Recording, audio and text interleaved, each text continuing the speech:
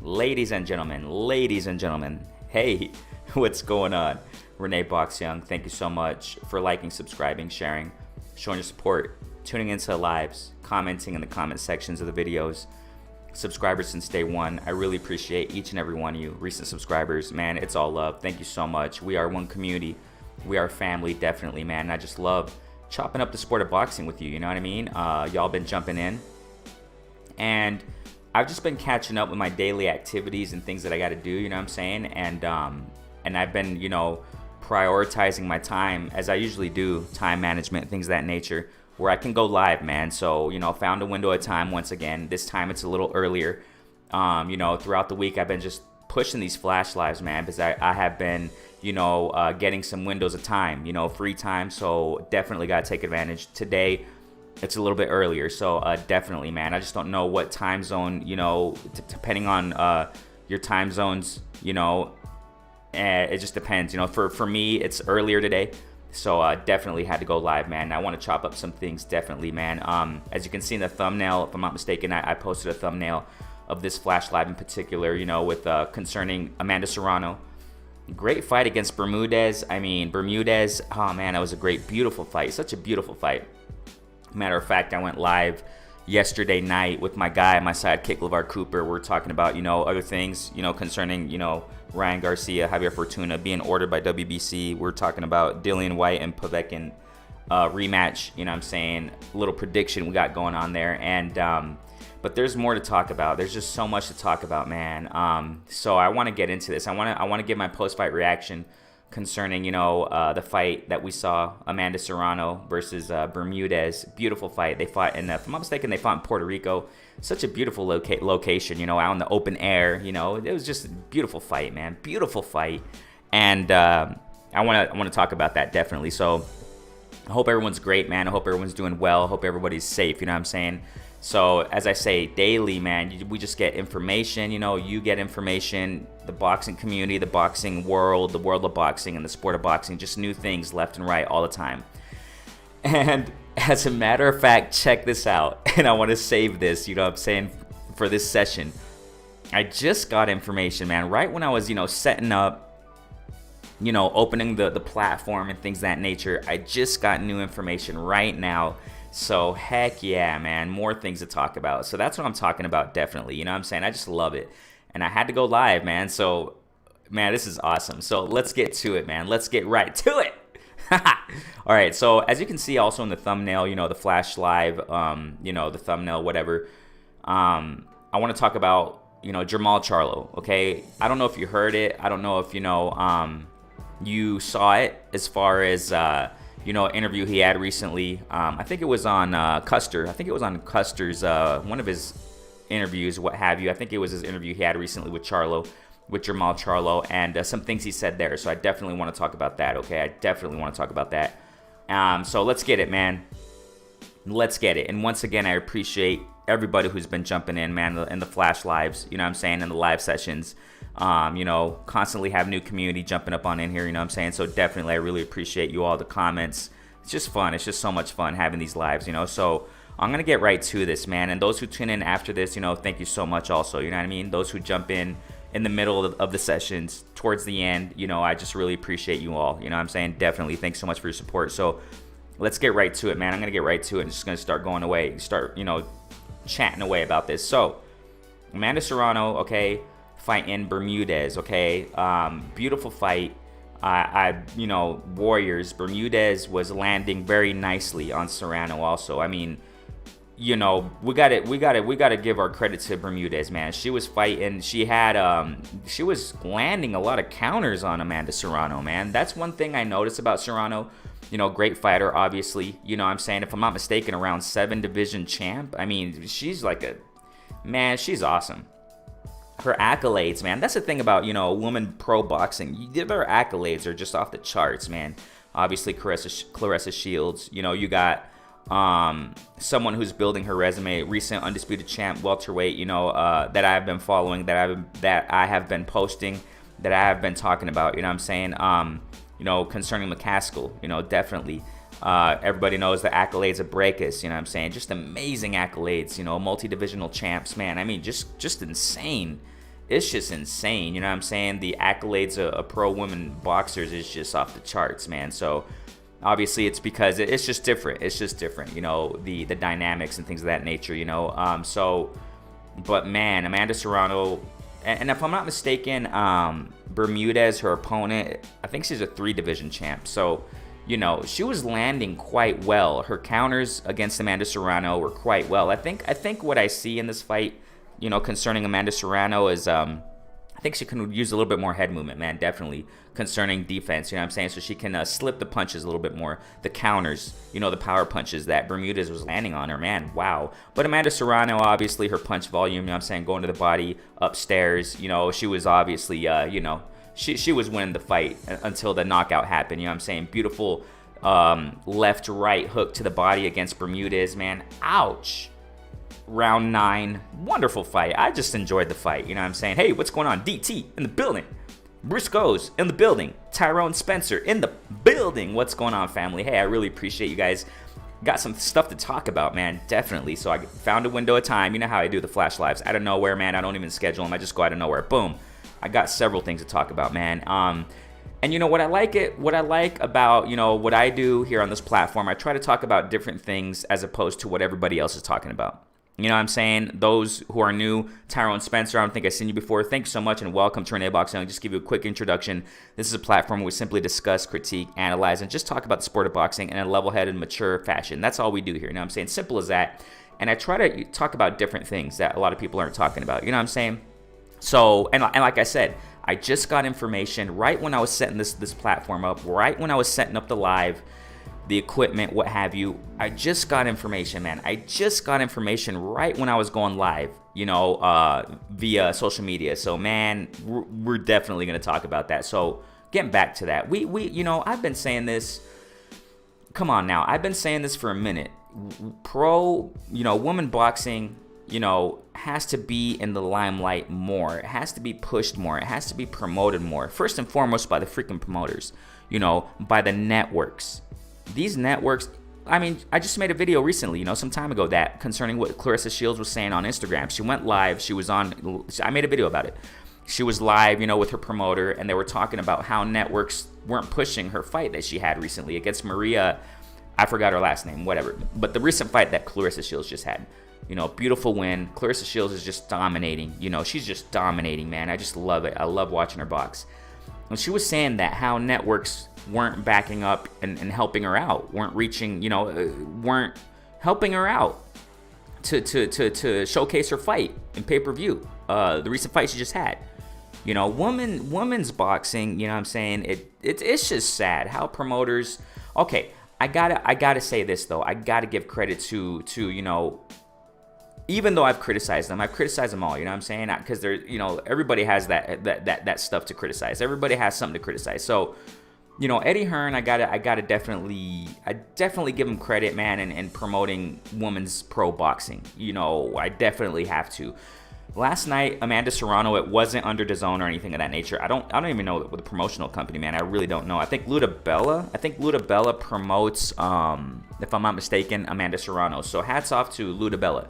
If I'm not mistaken, somebody can correct me if I'm mistaken. But if I recall, I think Luda Bella promotes Amanda Serrano. So hats off to Luda Bella for pushing this fight. And it's sad, man. Why do I say it's sad? Because look, Amanda Serrano, like a 7 freaking division champion, okay? Bermudez, who she fought last night, 3 division champion. I mean, these fighters need to be promoted more, man. They need to be more in the limelight. They need to make, you know, and they deserve more revenue. They just deserve it, man. They deserve top dollar. Just because they're women, it doesn't mean that, you know what I'm saying, they're less action-packed fights. On the contrary, man. I mean, I understand. I mean, we got to understand this, ladies and gentlemen. This is what I want to talk about a little bit, and then we're going to get to other topics. You know what I'm saying? As you can see on the title of this video, of this session, sorry. I want to talk about Charlos. I want to talk about other things. But I got to give my time, and I've been pushing that. I've been pushing women's boxing for a while. Mainly Clarissa Shields. You know what I'm saying? Ever since this channel started, you know, pumping. I started pushing content for the channel. Amanda Serrano, a little bit of Katie Taylor, Brackus, McCaskill. So, they definitely deserve to be promoted a little, more on other platforms too. Not just via promoters, not just because I understand, getting back to what I'm saying, they bring a lot of action in these fights, man. Women pro boxers bring a lot of action in fights. And I think that they're going to start coming up more. I think they're going to start being promoted more. I think that they're going to start growing more as far as, marketing wise. They're going to start getting put on the map a little bit more. And like I said, I got to take my hats off to Eddie Hearn, Luda Bella, because they're the ones that are pushing women's pro boxing a little bit more, it seems like. You know what I'm saying? And I get it. Women pro boxers, they seems like they lack defense, kind of. But you can tell they're definitely skilled. When you go up to the title, to the champions in certain divisions, like Katie Taylor, Amanda Serrano, you know what I'm saying? Clarissa Shields, Brackus. Just depends on the style. For example, McCaskill, she's not necessarily that, that type of fighter that uses her footwork. I've said it time and time again. She's more like the Derevyanchenko. She's more like a Porter who pressures her opponents, you know what I'm saying? And just breaks them down, and just fights on the inside, rugged, tough, but doesn't fight dirty. That's the thing about McCaskill. But the reason why I say this is because, generally speaking, it seems like women, boxers kind of lack the defense, which is why I was talking about a moment ago, Amanda Serrano, you know what I'm saying, when she was fighting in Bermudez. They both, they were kind of lacking the defense upstairs, you know what I'm saying? The head movement, it can be increased, you know what I'm saying? Amanda Serrano, that's pretty much all I can say and critique about her fight, her performances, you know what I'm saying, and her fight last night against Bermudez. But it was a beautiful fight, man. Beautiful fight. Amanda Serrano, man. I've heard in the buildup of this whole Bermudez Amanda Serrano fight, I've heard around there that, on social media I read, or whatever the heck, right? I read somewhere that it would be nice to make a Katie Taylor versus Amanda Serrano fight, about between Katie Taylor and Amanda Serrano. I've referenced Katie Taylor in the buildup to the Brackus versus McCaskill rematch. I've mentioned and referenced Katie Taylor. Why? Because, some time ago, McCaskill, undisputed welterweight champ, she fought Katie Taylor. Katie Taylor, when you go back to her fights, man, she is more of a footwork type of fighter, high IQ fighter in the ring. She uses, she cuts off the ring nicely. She uses her feet well. She's light on her feet. You know what I'm saying? So Katie Taylor versus Amanda Serrano, man, that would be beautiful, man. So I'm really expecting, man, just amazing fights in pro boxing in general. You know what I'm saying? So we definitely gotta, take our hats off to these warriors, to these queens, you know what I'm saying, that are bringing action for the boxing community. Platforms out there gotta definitely promote women's boxing more. So hats off to Amanda Serrano, man. Beautiful fight. I reiterate, man, the knockout, man, just to the body, left to right, hooks to the body, vicious. That finished off Bermudez. Finished her off. She couldn't get back up, man. She took the knee and she just stayed there, man. It looked like it was painful. Great performance by both warriors. And I'm saying definitely. Now, I just want to give a little mini post-fight reaction, if you can, please. Right on. I'm back, okay? Right on. Yeah, there was just a little mini disconnection here. Okay, so you can go ahead in the chat and just go ahead and just affirm if I'm back, okay? I'm sure we're back. We're good, okay? Sorry about that. So, okay, back to what I was saying. So, Jamal Charlo, recent interview with Brian Custer, okay? I want to intertwine this with what Jamal Charlo said recently also on Twitter or whatever, right? Social media. Jamal Charlo, little brother, I guess you could say, right? So, Jamal Charlo was interviewed on Brian Custer, what have you, okay? So he said, where's Triple G, okay? He said something along the lines of why, oh yeah, thanks, Tyrone. Thank you so much, Tyrone. Thanks so much, bro. Thanks so much. If you're not subscribed, Tyrone, go ahead and subscribe. Feel free to subscribe, bro. Thank you so much for your support, man, and being here, man. Thanks so much. So he said something along the lines of, where's Triple G? That nobody's talking about him. You know what I'm saying? So it looks like Jermall Charlo wants to fight Triple G next. He said something along the lines of if he can't get Canelo, at least he can get Triple G. Okay, Jermall Charlo saying this. And he said something along the lines up in this interview that, if you want to see me tested, Derevchenko didn't prove much. But I tend to disagree with Jermall Charlo just in this that Derevchenko his fight with Derevchenko didn't prove anything. I think it did. I think that, Jermall Charlo's win over what's up, Chen Smoke, what's going on, family? Thanks so much for jumping in, man. I don't know what's up with the chat, man. Let me do something with this chat. It looks like it's not being refreshed. I don't know why the chat doesn't, the chat chain. It happened in my last Flash Live. The chat chain wasn't working appropriately. You know what I'm saying? So I don't know what is up with this thing. So anyways, I tend to disagree to a certain extent that, Charlo saying that, fighting Derevchenko didn't prove much. I think it did, man. I really think it did. I think, Jermall Charlo's performance against Derevchenko was great. As a matter of fact, if you go to the scorecards, man, in this article that I'm kind of, referring to here, the scorecard against Derevchenko when Jermall Charlo fought him, it was 118 to 110, 117 to 111, 116 to 112. Now, I understand. Check us out, ladies and gentlemen. I understand that a lot of people criticize judges, and I understand it, you know what I'm saying, because there have been robberies. We know about it. As a matter of fact, recently, what happened to the Chocolatito versus Estrada fight? I think that Chocolatito won that fight, and if I'm not mistaken, the crowd was booing after that. After hearing the scorecards, at the end of the fight, I think Chocolatito clearly won that fight, man.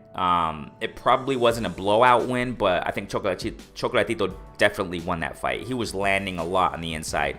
After the first few rounds, maybe round 3, then that's where Chocolatito started really fighting on the inside beautifully, really landing upstairs a lot throughout the night, throughout the rest of the rounds against Estrada. I think Chocolatito won, and I understand there are cases where, you go back to Rolly, you go back to Rolly versus Marinez, you know what I'm saying? That was a blatant robbery. There's some stupid, foolish calls, man. There are some foolish, ridiculous calls from the judges.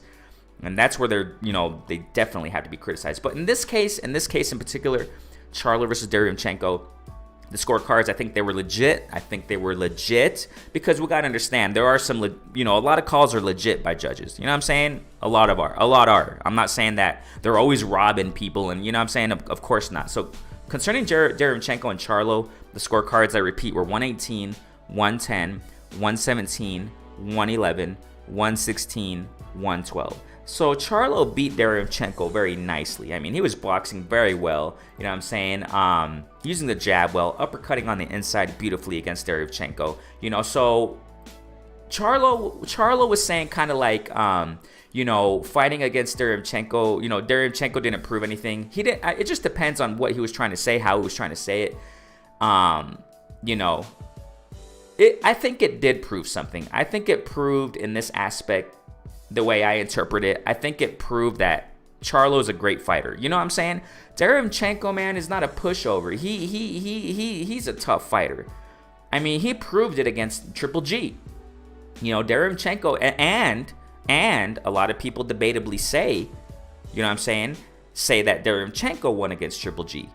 You see? Because Derevchenko, he's a tough opponent. He's a really game opponent at 160. Really game opponent. And I think Charlo beating Derevchenko proved a lot. It proved that Charlo's on another level. Jermall Charlo, he's on another level, man. And he's top. He's top. He's creme of the creme at 160. You know what I'm saying? And why do I say this is because that's what he was saying in the Custer interview. You know what I'm saying? And he said that y'all told me that fight was going to get me to Canelo. So what, you all know it, ladies and gentlemen. You all know he's shooting for Canelo. But the thing here, man, he's been shooting for Canelo for years, man. And I know we all know the story. We all know the story. Let me try to unhide the chat here, and let's see if the chat is being updated. And let me just put it back right there. Okay, so you know the story. Charlo has been chasing down Canelo for years. You know, at the time, Canelo was at a lower division, you know what I'm saying, around 160, 154. Canelo could have fought Charlo. He could have fought Jermall. I'm not talking about Jermell. Jermall. He could have fought Jermall Charlo, but he didn't. Y'all know the story with the franchise stuff, and you know, Canelo moving up to 175, and you know, didn't give Jermall Charlo the opportunity to fight him. And I agree that was kind of whack. Okay, I think that was kind of whack, and I think Canelo should have fought him. You know what I'm saying? But it is what it is. The reason why I say this is because Jermall Charlo has been chasing down Canelo for a long time, for years, plural. Gio James is in the building. What's going on, family? Looks like I refreshed my chat. Looks like it's getting back up there. Cool. Thank you guys so much for jumping up in here. You guys are awesome, man. Thanks so much, man. Found a window of time to go live, so I got to take advantage. Definitely. It's a little bit earlier today, so, you know, going live. So awesome. So, you know, he said that, you know, this fight, he said, you know, Jermall Charlo said in that interview that you all said that fighting Derevyanchenko was going to get me a fight to Canelo. You know, it was going to get me to Canelo. And Jermall, this is where I disagree with Jermall, okay? He said, y'all still don't give me credit. I don't know who's not giving Jermall Charlo credit. I don't know who Jermall Charlo is referring to, but I definitely give Jermall Charlo credit. You see, I mean, I definitely give Jermall Charlo credit for what he has done at 160. I'm not discrediting Jermall. I don't know exactly who he's referring to. You see what I'm saying? But I'm sure at the same time, there is community out there, and there are platforms out there, networks, whatever the heck, that are discrediting Charlo at 160. I'm not. Again, I disagree with Charlo in that respect, you know, because I'm definitely giving credit to Charlo, you know what I'm saying? And whoever's not giving credit to Jermall Charlo, whatever, to each his own, to each her own with their opinions. But I'm definitely giving credit to Jermall Charlo, you know what I'm saying? Definitely. What he did to Derevyanchenko, go back to the scorecards also, and just look at what he did, man. I mean, he boxed beautifully against Derevyanchenko. Tough opponent. You know what I'm saying? Tough opponent. So now in the same interview, he's talking about where's Triple G? You know, why ain't nobody talking about him? Now, and he also referred to Triple G being top tier. I mean, it's true. Triple G is still top tier. But the thing here is that Triple G, man, if I'm not mistaken, it's being rumored or whatever out there that Triple G is going to fight Jaime Munguia possibly. The thing here about Triple G, man, I've been saying it for so long, and I gotta speak out. I gotta say it again in this session, you know what I'm saying? Because it's relevant, you know, regarding to what Jermall Charlo said here in the Custer interview. You know, Triple G's top tier. Yes, he is. But the thing here is that I intertwine it with recent news we've been hearing, you know what I'm saying? What's been said out there in social media about Triple G possibly fighting Jaime Munguia next. What I see Triple G doing, man, is he's going to be going for these easier matchups because he's towards the end of his career. Okay, that's the thing there. Triple G is towards the end of his career. I know it's controversial. I know it's debatable, whatever, but I stand on this, okay? I stand on what I've been saying for years, plural. The first video, I think it was the first video I made, and I keep it up there. I was gun shy, I was, you know, stage fright, whatever, because it was my first videos on the platform.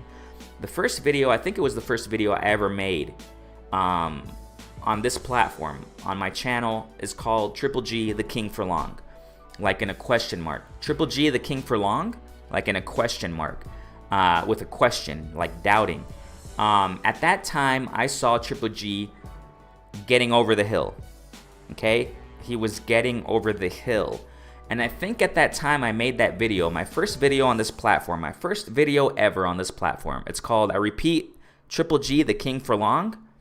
I was questioning it because I was seeing how Triple G was starting to go over the hill in his performances. Okay, at that time I made that first video when I started this platform, when I started this channel. Okay, I think it was after the first fight. I think it was after the first fight of after he fought Canelo. It was sometime after that. And it was obviously after he fought Daniel Jacobs. If I recall, Daniel Jacobs fought Triple G before he fought Canelo. Okay.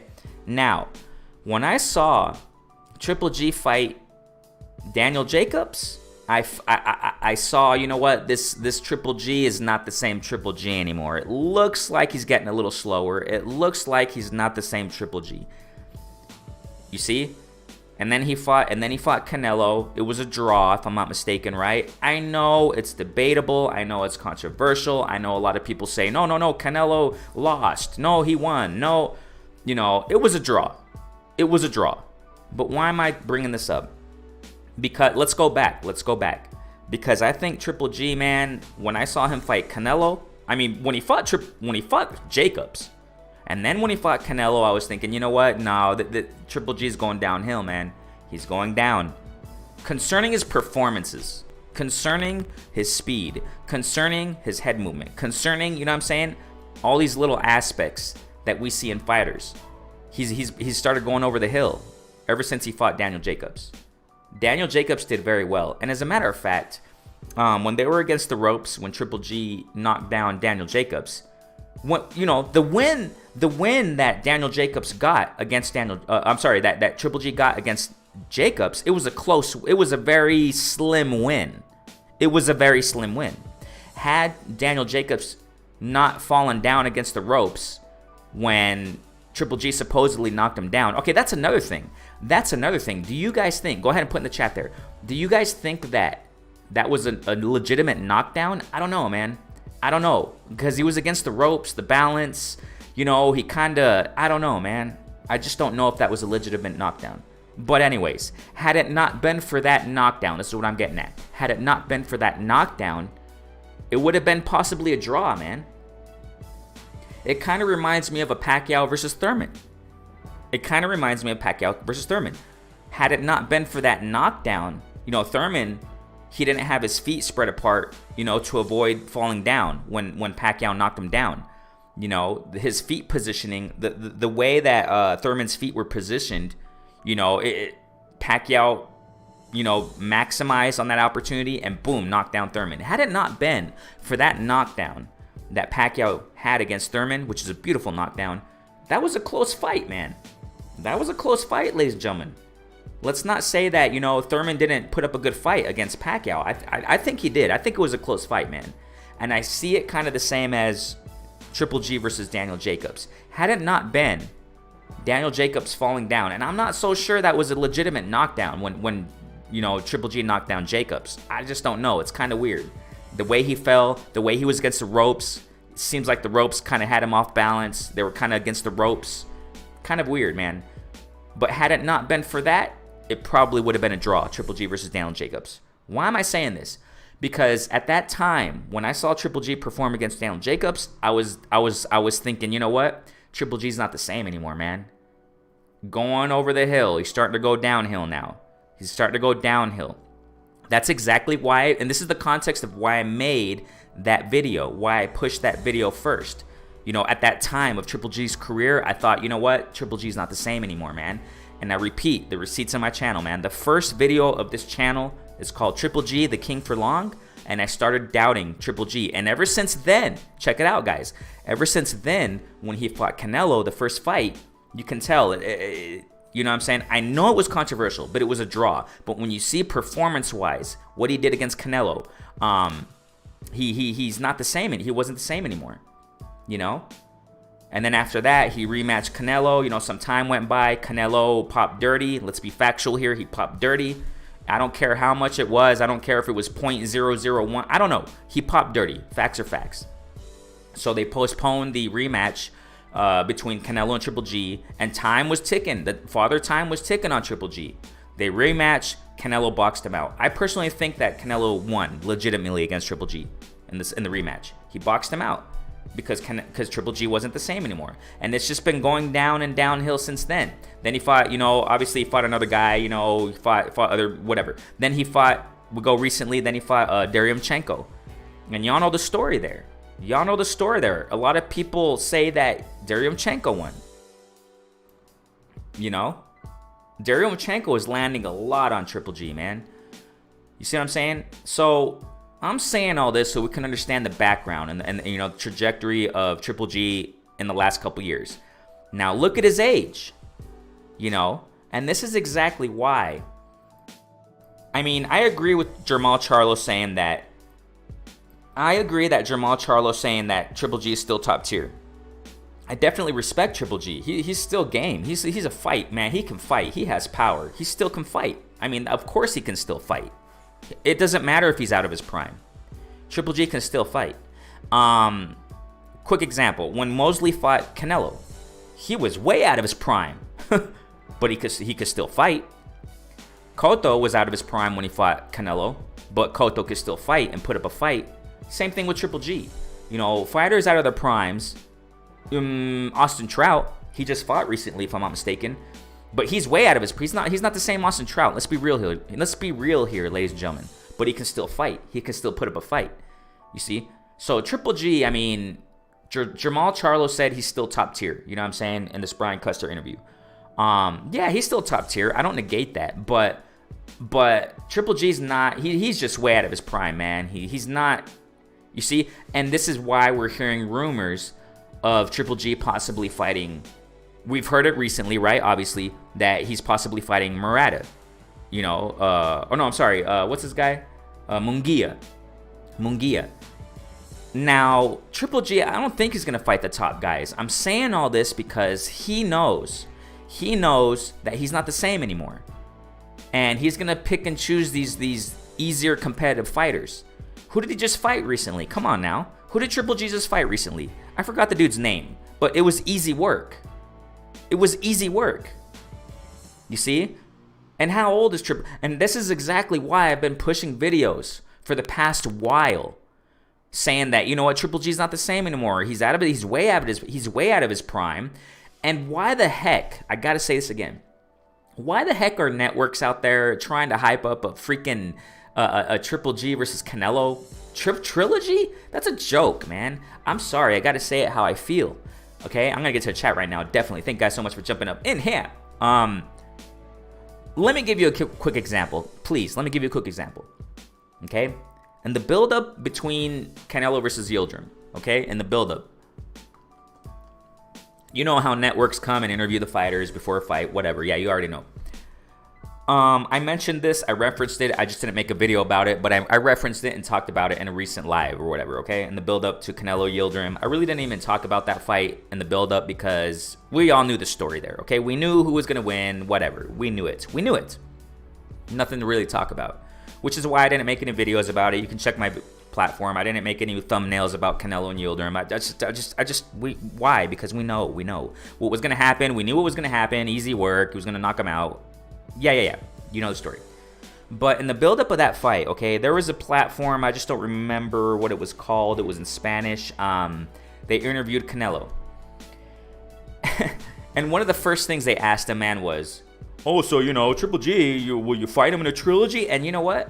Canelo got mad. He got mad, dude. He says, man, why do you guys always talk about Triple G when it comes to interview? Why do you guys always, when you interview me, and he was saying it in Spanish, right? Why do you always mention Triple G trilogy when you interview me? Why? You know, I don't want to hear. I mean, I agree with Canelo on this. You guys see, ladies and gentlemen, that's how 100 I am. Even though Canelo, I know he has things, we got a lot to criticize about Canelo. Several things to criticize. But I'm 100. I agree with him on some things, man. I agree with Canelo on certain things. In this interview, he said, man, why do you guys always talk about Triple G? It seems like you have Triple G tattooed on my back. You know, you're always talking, you guys are always bringing him up. And I don't want to hear, if I fight this guy because you guys are pushing it so much, if I fight Triple G in a trilogy, don't come to me saying that, you know, oh, he was out of his prime and he was old and this and that. Because you guys are so, you know, irritating me about this. I mean, I'm just paraphrasing what Canelo said. But he got impatient about it. And I feel the same. I feel the same way, man. I'm tired of these people talking about a Triple G trilogy with Canelo. We know what's going to happen, ladies and gentlemen. Come on. We know what's going to happen if Canelo fights Triple G in a trilogy. He's gonna knock him out most likely. Canelo's in his freaking prime right now, ladies and gentlemen. Triple G is going to look silly against Canelo in a trilogy. You know what I'm saying? But why am I saying this? Because, yes, Jamal Charlo said he's a top-tier opponent still. Triple G is. I mean, yeah, he's still up there, but performance-wise, it's over with Triple G, man. This is exactly why Triple G is choosing the opponents he's choosing recently. Look at the fighter he just chose to fight. Look at the fighter that Triple G just fought, ladies and gentlemen. Look at the performance that he gave against Derevchenko. Look at the performance he gave against, go way back. Look at the performance he gave against Daniel Jacobs. Triple G he's towards the end, ladies and gentlemen. He's towards the end. Okay? Let's get to the chat, man. I love it. I love it. You guys are jumping up in here. Hey, you guys are awesome, man. Hope you guys are having a wonderful Friday, man. I just love talking the sport of boxing, man. I've been going live, man. I just love it. I just got to. I can't help myself. And I got some gems for you. I got some information for y'all, man. I got it. I just, like I said, those who are jumping in right now, when I started going live, when I was setting up the equipment, whatever, and when I clicked start my live or whatever, I got information, man, on social media from my source. You know who it is, man. You know who my source is, man. He gave me some info, man, right when I went live. So, man, I gotta talk about this, definitely. So, let's get to the chat, man. I got, Eric R. Kaboom. Kaboom. That's what I'm talking about. Geo James, Bruce Goes, Chen Smoke, Tyrone Spencer, all you guys, man. Thank you guys for jumping. DT. Thank you guys so much. You guys are awesome. So we got here Miami Kid in the building. What's going on, family? Thanks so much for jumping in. Miami Kid says, Renee, I think Jamal is trying to deflect away. Okay. Yeah. Trying to deflect away from that Benavidez smoke. And that's why, yeah, you know what? Let's get to that point. Let's get to that point, Miami Kid. Good point you're talking. I love the points you guys talk about. I love it. And that's why he's calling out Triple G. I don't blame him. I think David is a bad matchup for him. You know what, Miami Kid? And this, we got to be real. Let's be 100 here. Like I said, I don't care who it is. I don't care what fighter it is. I don't care what nationality it is. I don't care who, what color, whatever. I'm 100 with all these guys. This is a recent, you already know. We're referencing Jermall Charlo's recent interview with Brian Custer and what he's saying. Now he wants Triple G. Now he's resorting to Triple G. Saying that he's top tier. I just don't think Triple G. Okay, if Jermall Charlo fights Triple G, man, this is gonna be easy work for Jermall Charlo. Come on now, let's be real here. It's gonna be easy work. This is exactly why I'm explaining the background of Triple G in my first video and blah blah blah of the channel. Because Jermall Charlo is gonna knock this dude out of the park, dude. I mean, maybe it won't be a knockout, but Jermall Charlo is gonna. Triple G don't want Charlo, man. You see, let's be real. Triple G doesn't want to fight Charlo. He's choosing these easier guys, man. Can somebody remind me, who did Triple G just fight? That was easy work. That was easy work, man. And if I'm not mistaken, Triple G's last fight, and this is what I detest this nonsense of networks trying to hype these fights up. What? Okay, I don't even remember the dude's name, with all due respect, man. This guy that Triple G just fought last fight, the freaking network, DAZN, whatever. I don't care what network. And this time I'm gonna criticize DAZN in this. Yeah, thank you so much, Tyrone. Family, man. Thanks so much. Camille says Meta. Says Meta, however you pronounce that, all due respect. But I'm horrible with names, man. You already know. I've been saying it time and time again. I always say it. I'm bad with names. I'm just horrible with these, man, names. I'm just bad. Anyways, so, I'm gonna pick on this. Okay, so on the lead up to the whole says Meta, whatever, fight with Triple G, what was DAZN saying? What was DAZN saying? Oh, this is the record of, so-and-so title defenses. Oh my gosh, it breaks the record of Roy Jones or whatever name, whatever legend name they put out there. And just trying to hype it up. We knew what was going to happen. You see, we see through this kind of stuff. Don't try to hype up an easy work fight. Don't try to hype this up, man. Don't try to hype up a Canelo versus Yildirim. We knew it was going to happen. I just, you know what I'm saying? And why am I saying this?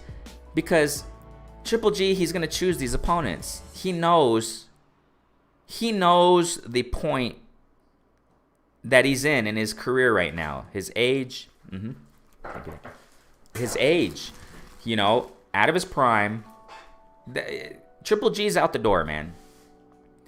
This is why I don't think, man, I mean, that's great. Fight who you want, Charlo, but this is going to be easy for Charlo if Triple G fights him. And Triple G is not going to want to fight Charlo.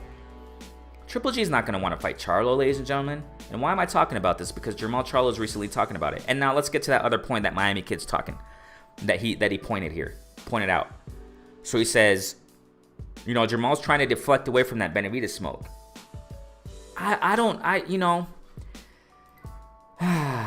What do I think about that? I mean, I don't disagree, Miami Kid. I'm not disagreeing with you because it's a valid point.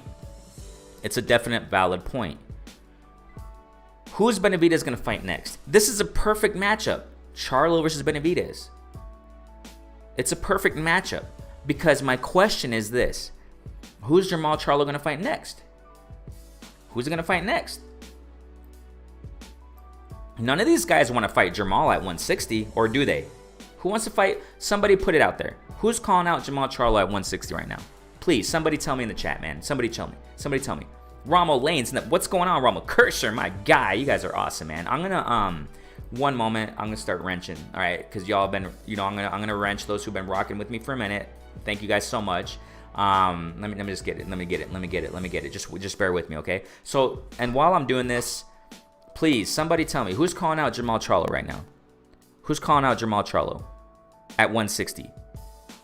I don't know if anybody who's calling. I can't remember anybody who's calling out Jermall Charlo right now at 160. I can't think of anybody. You know what I'm saying? Maybe I don't know because there's just so much in the sport of boxing right now to even try to, you know, remember everything.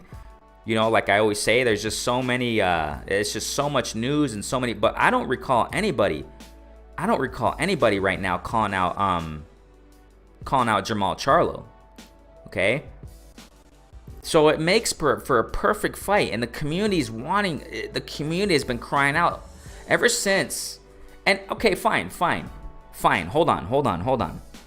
In the same interview, if I'm not mistaken, Brian Custer's the one. I'm sorry. In the same Brian Custer interview, Jermall Charlo is the one who said he's gonna knock out Benavidez.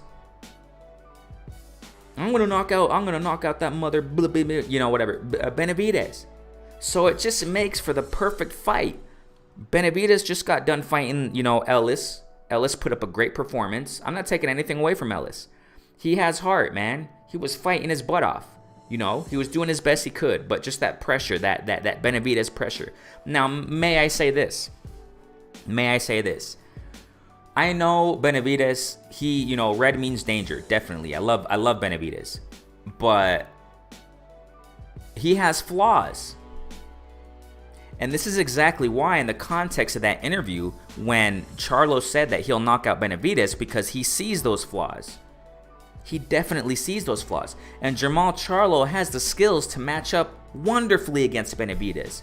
But why is he, like Miami Kid is implying here, does it look like Jermall is deflecting away from Benavidez? When I humbly think that Charlo has the skills to match up wonderfully against Benavidez and can possibly beat Benavidez. It's a big possibility that he can beat Benavidez. I know a lot of people are saying this with Benavidez. Oh, you know, that pressure, and he's just, you know. Do you guys think, ladies and gentlemen, check this out, man. Let's be real. Come on now. Let's be 100. Forget race. Who cares about that? Just look at the fights, the fighters, and the skills. You all think that Benavidez can land those 8-punch combos against Charlo?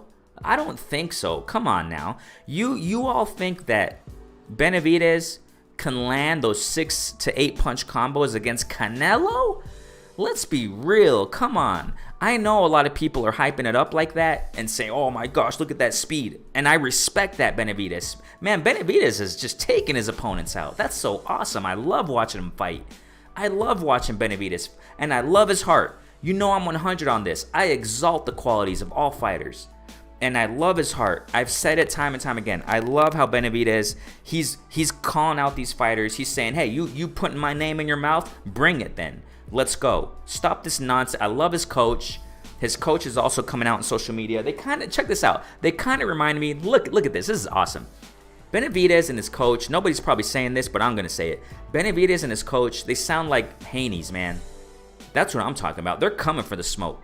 They ain't, you know, they're cutting out this nonsense and the buffoonery that's going on in the sport of boxing. And I said it before, we need more Bill Haney's. We need more Devin Haney's. We need more Benavidez's. We need more Coach Benavidez's in the sport of boxing. Because these guys, they're not playing games.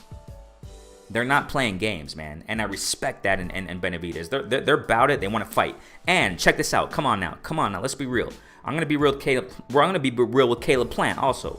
Okay, I love Caleb Plant. He has all heart. I've been just pushing him. You know what I'm saying? Every time I talk about Plant, and I'm talking about years ago, ever since this platform started. You know what I'm saying? A couple years. It's not long. Too long at least.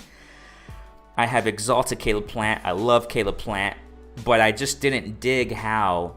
But he has a point. Plant has a point. But I just don't, because Benavidez and Plant have been going back and forth for a minute.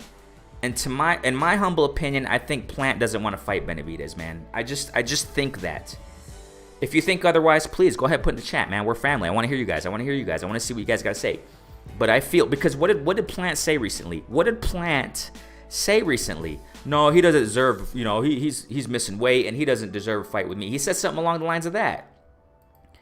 I don't ride with that, man. I think Plant should have fought Benavidez already. They should have fought already. They should have fought. Look, come on now. He just fought Truax, and the performance he gave against Truax, I don't think he's gonna beat Canelo, man. Yes, we know the story. He has the skills. Plant has all the tools to beat Canelo. But I'm not so sure, man. Why? Because between his last fight against Truax all the way to September, you're not going to fight anybody else? You have a weak hand? Which is why the Ustegati fight was postponed, because Plant hurt his hand. And listen, ladies and gentlemen, let's be real here.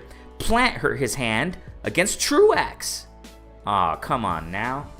We got to be real, man. We got to be real. I love these guys. I love these fighters. But let's just be realistic. Let's be factual. Okay? I repeat this. Go back. When the Plant fight was scheduled, the original schedule between dates or whatever, between Ustegati and Plant had a surgery in his hand. So it had to be postponed. Okay? And then recently, when Plant fought Truax, he hurt his hand again. So you actually think, I don't know, man. I just have doubts in my mind if Plant's gonna really beat Canelo, man. And the inactivity. When did Plant fight before Truax? Come on, let's be real, guys. Come on, ladies and gentlemen. Let's be real. When did I say ladies because, sometimes we have queens jumping up in here, you know what I'm saying? And those who, I always think ahead, those who will tune in afterwards. We have queens. As a matter of fact, we had yesterday when we went live, Death Row Executions, beautiful channel, you know what I'm saying? Great channel when it comes to documentary, you know what I'm saying? Information when it comes to Death Row and stuff like that. Man, I love it. Her name's Queen, you know what I'm saying? Kui recently jumped in, Queen, you know what I'm saying? So, so there's queens that jump in here. So that's why I always say ladies and gentlemen, you know what I'm saying? So, okay, when was the last time? When did Plant fight before Truax? It was a long time. Okay, and now he fought Truax, hurt his hand, and now he's gonna wait till September to fight Canelo?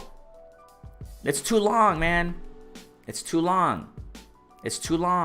And he should have fought. He should have fought Benavidez already. Oh, Alice York is. Alice York, what's going on, Queen? What's going on? You see, this is why there was a reason why I was saying that, Alice. You see, I sensed someone was in the building. A sister was in the building. I was sensing it. Thank you so much, Alice York, for jumping in. Thank you so much. So the feud. Okay, let's get back to it. The feud between Plant and Benavidez. It's been for a while. Plant should have fought him already. And I don't agree with Caleb. Okay, he has a point, though. I'm not saying he doesn't. Come on now. I'm 100 with all this. He has a point. Caleb Plant has a point. He recently came out and said, no, Benavidez doesn't deserve a fight with me because he's missing weight and this and that.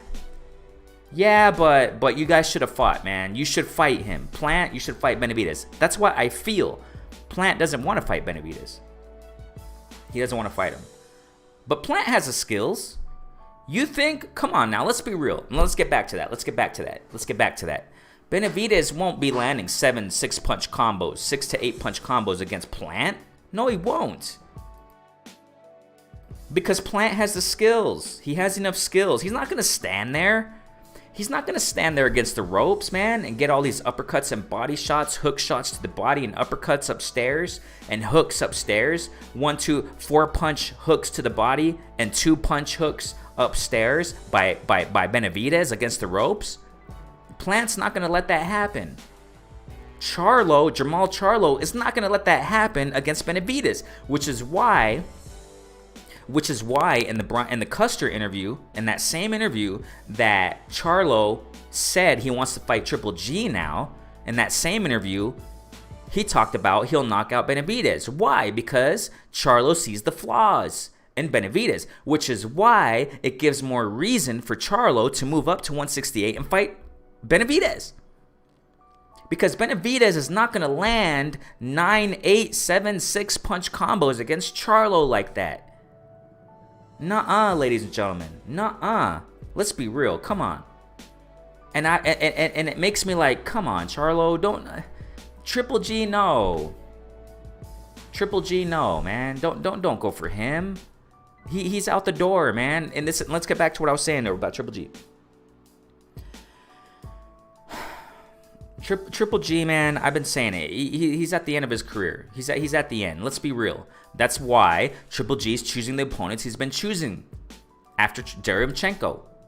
He's not the same anymore. It's over. It's over. I love Triple G, but, I appreciate him boxing. Choosing Sesmeta, it's just from now on, he's not going to choose any of these top guys. He's not going to choose Charlo. He's not going to choose these guys. Why did we hear rumors of Triple G versus Jaime Munguia? Because Jaime Munguia is horrible in defense. He's horrible. Come on, guys, ladies and gentlemen. Let's be factual. He's horrible. And Triple G knows he can land those beautiful power shots to Jaime Munguia and possibly knock this guy out. Jaime Munguia, in my humble opinion, man, I don't care what belt he has. He's not going to beat Charlo. He's not going to beat... I even think that Chris Eubank Jr. has a good chance against Jaime Munguia. The defense is horrible. But hey, Jaime Munguia can fight. He's a warrior. He's going to come in there and bring it. And he brings action. That's what we want to see. You know what I'm saying? But he's not the wisest when it comes to defense. He just goes in there and starts wailing on you. And it's like, come on, Jaime Munguia. Work on that defense, bro. Let's get to the chat, man. I love it. Y'all are jumping up in here, man. I really appreciate each and every one of you. We got Arid83. What's going on, family? What's going on, bro? I don't think I saluted you, man. Thank you so much for jumping in here. We got Arid Boxale saying, Triple G is just waiting on Canelo. That's the problem, Arid Boxale. That's the problem. That's the problem, bro. And let's get back to that. I agree with Canelo with the interview that I referenced earlier in the build up to the Yildirim Canelo fight. He's sick and tired of hearing about Triple G, and I agree with Canelo on that. You see, even though Canelo, he's been criticized about many things, I agree with him on certain things because I'm that 100. I'm that unbiased. I don't do biases. I agree with Canelo on that. I'm also sick and tired of hearing Triple G. And Canelo said, if I get this fight through, because you guys are annoying me about this so much, it was an interview in Spanish. I can reference it. You can trust me what I'm saying, though. I can make a video about it. I can do the receipt thing, but you can trust what I'm saying. It's real. It's what he said is this is what he said, but I'm paraphrasing it. He said, you guys are annoying me so much about Triple G and trilogy. If I fight him, I don't want to hear when I knock this guy out. I don't want to hear, oh, he was old and oh. You see? I agree with him on this. I agree with Canelo on this. Okay? Because these networks that try to hype up silly fights sometimes. Okay, let's get back to that. Okay, DAZN was hyping up Triple G versus Serrano. We knew what the heck was going to happen against Serrano. We knew it. Why the heck are you guys hyping up, oh, Triple G breaking the record of title defenses? And shut up, man. Just shut up. You see, I'm tired of this. I'm tired of seeing these, networks that come out on social media and they're recording a retired fighter who's just training, trying to stay in shape, hitting the heavy bag. Oh my gosh, is he coming back? Oh my gosh. Just shut up, man. You see, oh my gosh. We see through all this smoke and mirrors. We see through all this nonsense of hype. Unnecessary hype, I call it. It's unnecessary hype and fluff. It's just empty clouds with no freaking rain, bringing no storms. Gosh, dude, man, I gotta speak out. Yeah. So, what Arrowed Book saying here. Triple G just waiting on Canelo. Jamal unifying 160 is better chances at getting Canelo. Good point, Arrowed. Good point. So, does Triple G have a belt? You see, that's what I say. I don't even pay attention to these freaking belts, man. I just look at who's fighting who. Does Triple G have a belt? Because if that's the case, I get it. I get it, Arrowed. So if Charlo is calling out Triple G because Triple G has a belt, I get it. Unify. That's cool. That's cool. But we know what's gonna happen. Triple G doesn't want Charlo. He's not. He's gonna keep avoiding him. He's not gonna. Who's calling out? That's a question I just asked earlier. Who's calling out Charlo? Nobody. Nobody's calling out Jamal Charlo because they know what's up. They know they don't want to fight this guy. So I get that, Arrow. That's an interesting point you point out, bro. So if that's the case. If that's the case, Jamal Charlo wants to fight Triple G because of the belt to unify, cool, go get it. But please, Jamal Charlo, Benavidez. Jamal Charlo has the skills to beat Benavidez. He does. And I'm not gonna. Okay, I don't agree with this. I don't agree with this. A lot of people are saying, yeah, Benavidez, man, those like punch combos. Yes, of course. He's fast. He's awesome. The pressure, yes. But if you put Benavidez against these upper tier fighters, Jamal Charlo, I understand. Come on now. I understand. I looked at Jamal Charlo sideways when he brought out the whole vaccine, fighting over people under 25, blah, blah, blah. You already know the story. We don't have to go back to that, but I'm just referencing it. I was looking at him sideways, okay? I agree with that. But let's be real. When you talk about the skills and styles, Charlo has an amazing chance against Benavidez. When you put Benavidez up against these top-tier competitive fighters, champs, Canelo, he's not going to land those... Let me repeat it. He's not going to land those 6 to 10 punch, 8, 9, whatever punch combos against these top fighters. He can't do that. Because those fighters have the skills to avoid that and see through that. And community that's hyping that up a lot. Oh, those H-put combos and yeah, but it's not gonna ride with these top competitors, man. It's not gonna ride. It can't. Okay, if it does, let's have a scenario here. If Plant fights Benavidez one of these days, whatever, pie in the sky, it's not gonna happen. You know what I'm saying? And I criticize Caleb Plant for that. He should have taken that fight since a while ago, man. Should have taken that fight. But it is what it is. If he fights him, if Benavidez fights Plant, if Benavidez fights Charlo, if Benavidez fights Canelo, those 8-punch, 9-punch combos aren't going to land, guys. Come on, it's not going to ride. It's not going to happen. If it does, then Benavidez is he's going to be top. He's going to take out all these guys. But no, it's not. It's not going to, no. Because the defense lacks when he does that. And he keeps his arms down a lot. Benavidez is still growing, ladies and gentlemen. He's still growing. He has a lot to learn. He's still young. His defense is down. His arms are down too much. Oh, come on, man. This is why I think Charlo should take this Benavidez fight, man. But I understand. That's an interesting point Arrow said. If he wants to unify it. But Triple G's not going to do it, though. Triple G's not going to do the fight. He doesn't want to. Triple G's probably going to retire soon, ladies and gentlemen. Let's be real. I think he should have retired a while ago. I know it's controversial, whatever, but you know what I'm saying? That's just my opinion. That's why I've been pushing videos about it. Ever since, I've been pushing videos about it. I made like 3. I made even a live session. I went live about it because all these networks hyping up nonsense. Oh yeah, Triple G, Canelo trilogy. Oh my gosh, dude. Shut up about a trilogy already. Canelo's going to knock him out. Thank you so much, Arab. Triple G has IBF. Awesome. So Charlo, go unify. But Triple G is not going to want it. He's not going to do it. So now that we know it's not going to happen. Okay, if Triple G steps up and fights Charlo, hey, awesome, Triple G. Awesome. I'm going to applaud Triple G. I'm going to say, hey, Triple G, all right, you're stepping up, bro. Good. Now, Charlo, go do your work and take him out. You know what I'm saying? Unify. Awesome. But Charlo, go get Benavidez. My next question is this, ladies and gentlemen. Look. Who's Benavidez going to fight next now? They don't want Benavidez either. Who wants to fight Benavidez? Who's calling out Benavidez? Okay, let's do the same question. Who's calling out Benavidez at 168 now? I questioned that earlier. Who's calling out Charlo at 160? No one. Who's calling out Benavidez at 168? No one. You see? So Charlo's not going to fight Triple G. I'm almost positive what's going to happen. But if Triple G steps up and takes it, awesome. Awesome, bro. And if they were to fight, if Charlo and Triple G were to fight, get him out the way, Charlo. Unify, awesome.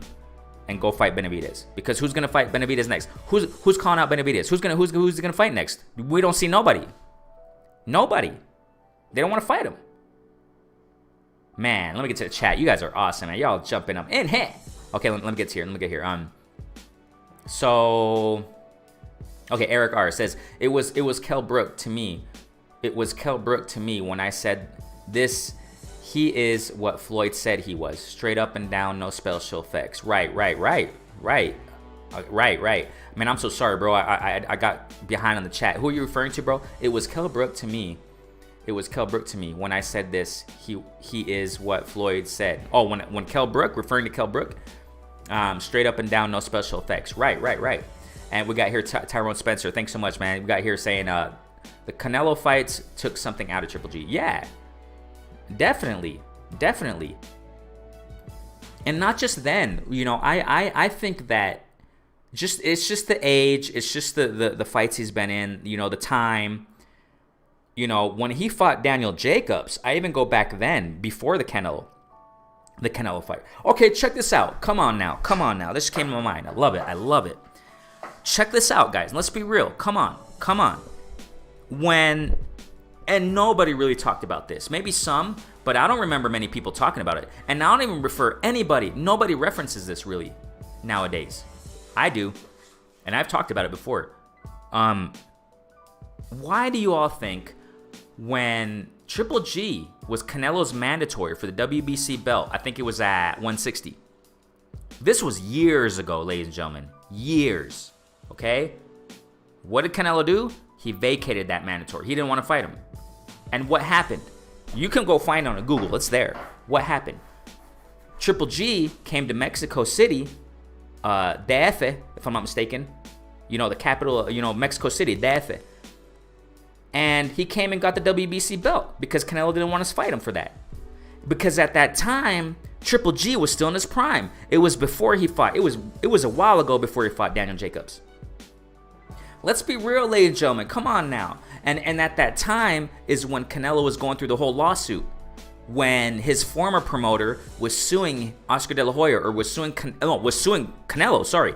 I think he was suing Canelo for a big lawsuit because Canelo swindled his way in and robbed him from his former promoter.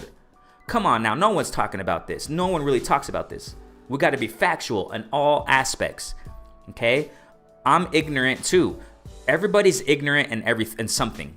I don't remember who said it. I think it was Einstein, or I don't know who said it. There was some famous guy, whatever, science philosopher, I don't know. But he said, everybody's ignorant in something, I'm ignorant in some things, but I'm not ignorant in this part, okay? And no one's really talking about it. At that time, I repeat, if I'm not mistaken, it was around the lines of this. Triple G was the mandatory for Canelo for a WBC bout. It was announced, WBC ordered it, whatever. And Canelo vacated it. He didn't want to fight him. He didn't want to fight Triple G at that time because at that time, Triple G was still in his prime. And he waited like a year after. And at that time is when it was shortly after Triple G fought Daniel Jacobs. And when he fought Daniel Jacobs, that's where you can see he was out of his prime. He wasn't the same Triple G anymore. And that's when Canelo said, hey, I'll fight him now. You see? Come on, let's be real, guys. Let's just be real here. Let's just be real here. Real here.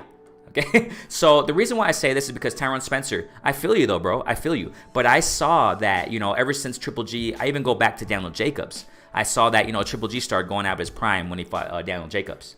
And that's where I personally think, in my humble opinion, I think that's where Canelo saw flaws in Triple G when he fought Daniel Jacobs. And that's where Canelo capitalized on the time frame in which to fight Triple G, because that's when Canelo started calling out Triple G. But when you go way before that, Triple G was Canelo's mandatory, and Canelo vacated it. And it was around the time Canelo was going through that lawsuit. And if I'm not mistaken, around the context of that time, Canelo and his team used that lawsuit thing as a reason to not fight Canelo, because he was distracted and he was going through a lawsuit and this and that. And that's why he didn't take the Canelo fight, the Triple G fight. So Triple G came to Mexico and came and picked up the belt at WBC headquarters. Oh, come on, man. No one's talking about that one right there. No one's talking about that one right there. But it is what it is. It is what it is. So Tyrone Spence, I think that before, you see, I think that when Triple G fought Jacobs, that's where you can see, that's where you can detect Triple G wasn't the same anymore. And then when he fought Canelo, he even took more, Tyrone. You see, he took even more out of Triple G. And now Triple G's at the point he's in right now. And he's just going to pick and choose these fighters. And heck no, he's not going to fight Charlo. You see, that's why I don't understand why. I understand like what Errol was saying a moment ago. I get it. Maybe Charlo's calling out Triple G to unify that belt, the IBF, to unify. That's awesome.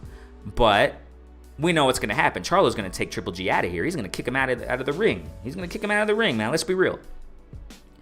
But at the same time, I wish that Benavidez would go step up and fight. I'm sorry, Charlo would step up and fight Benavidez. Because no one's calling out, I repeat, no one's calling out Charlo right now at 160. No one's calling out Benavidez at 160. They don't want to fight. No one wants to fight these guys.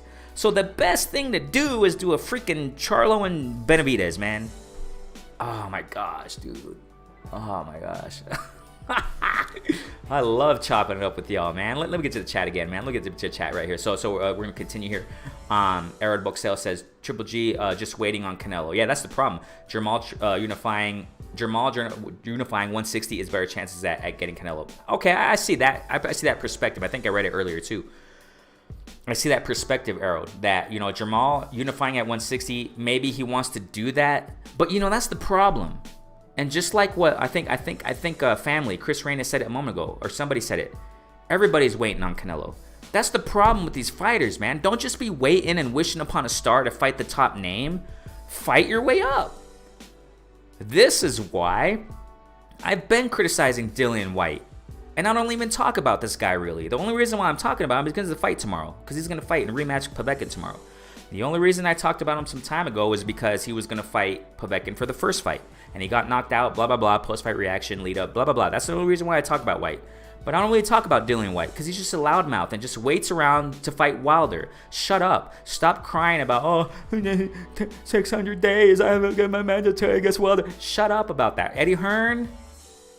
600 days and he hasn't gotten his chance against Wilder. Shut up, you crybabies. Fight your way up. Your loud mouth is not going to get you a fight against a top fighter.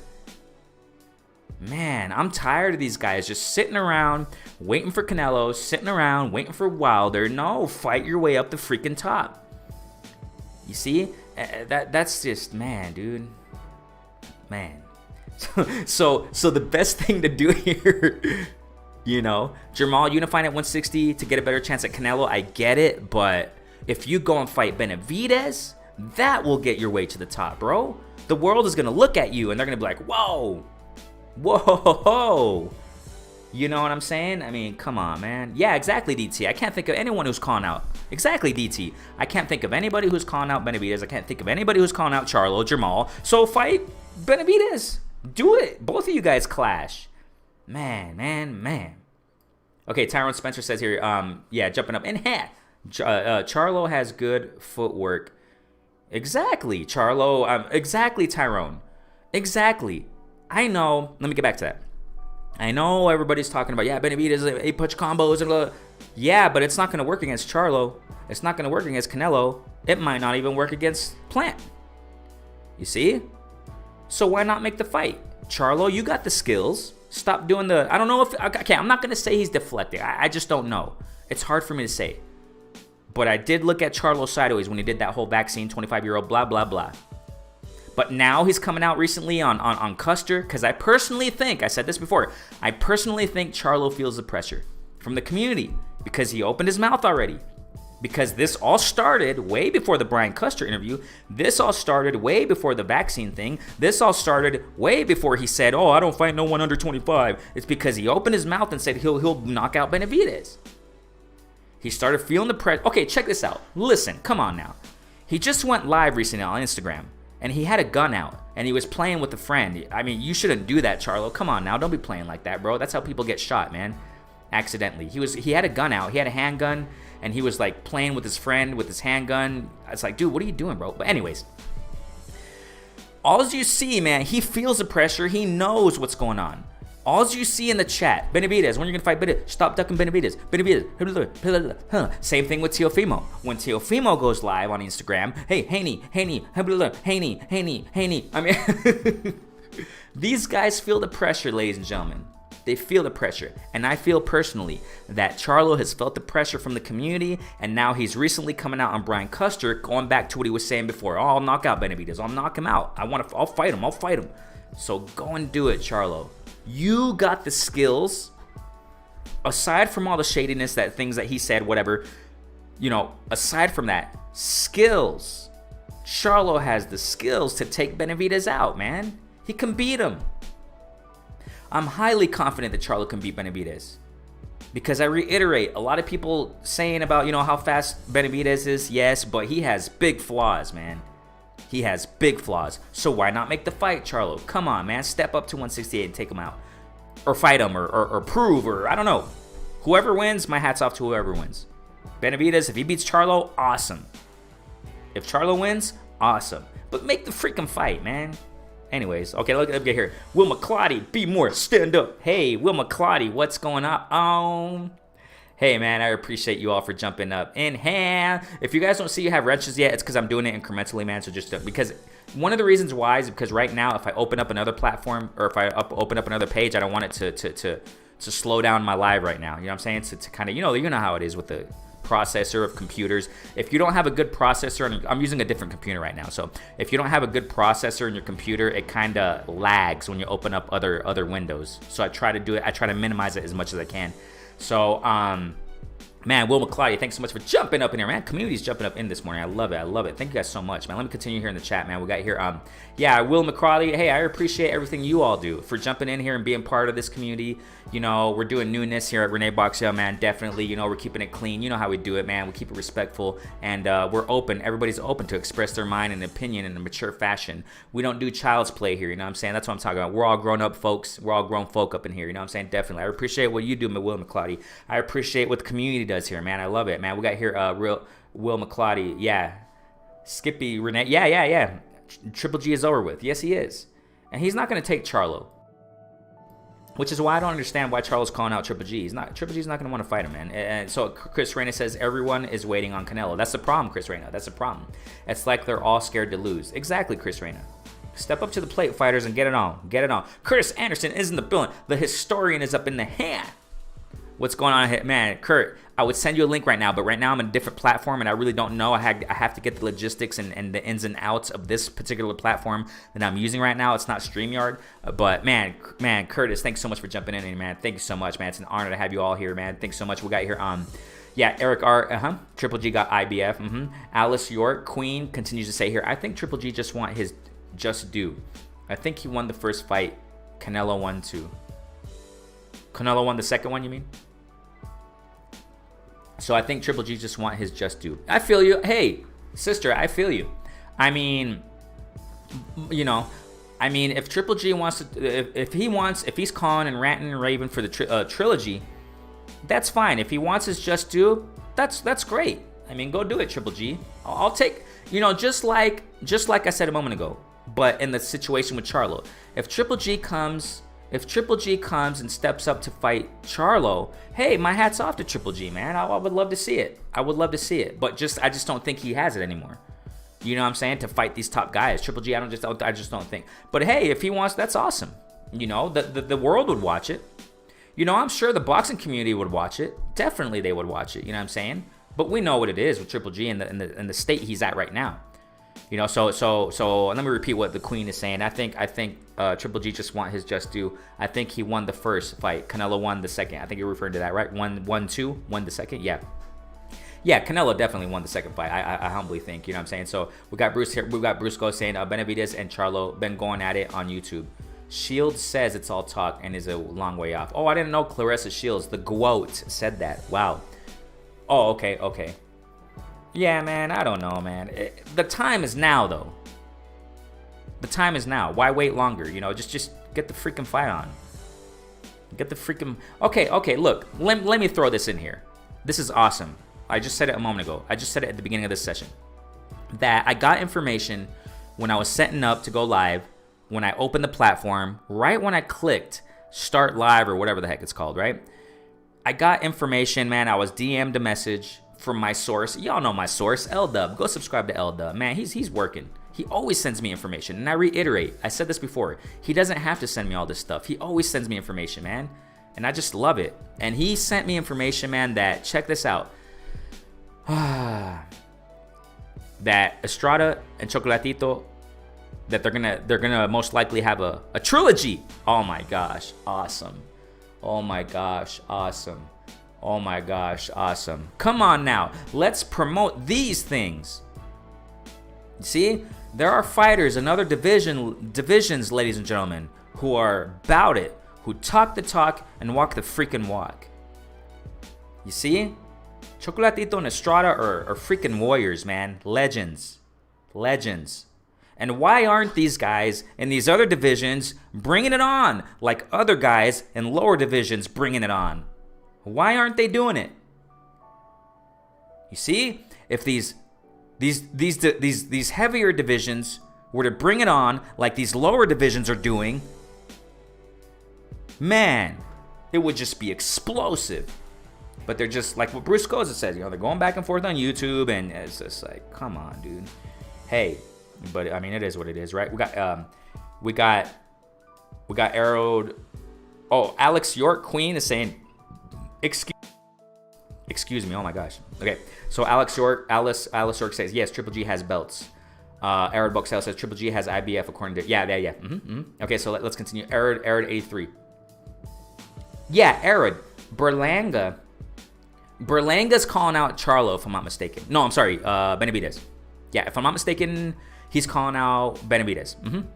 But Berlanga, man, I mean, no, I'm not. Okay, that's another thing.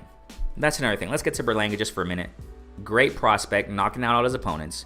Yeah, you can knock out all the opponents right now. I mean, but I respect him calling out the top names, calling out Benavidez, but I mean, you still got to fight, bro. Keep fighting.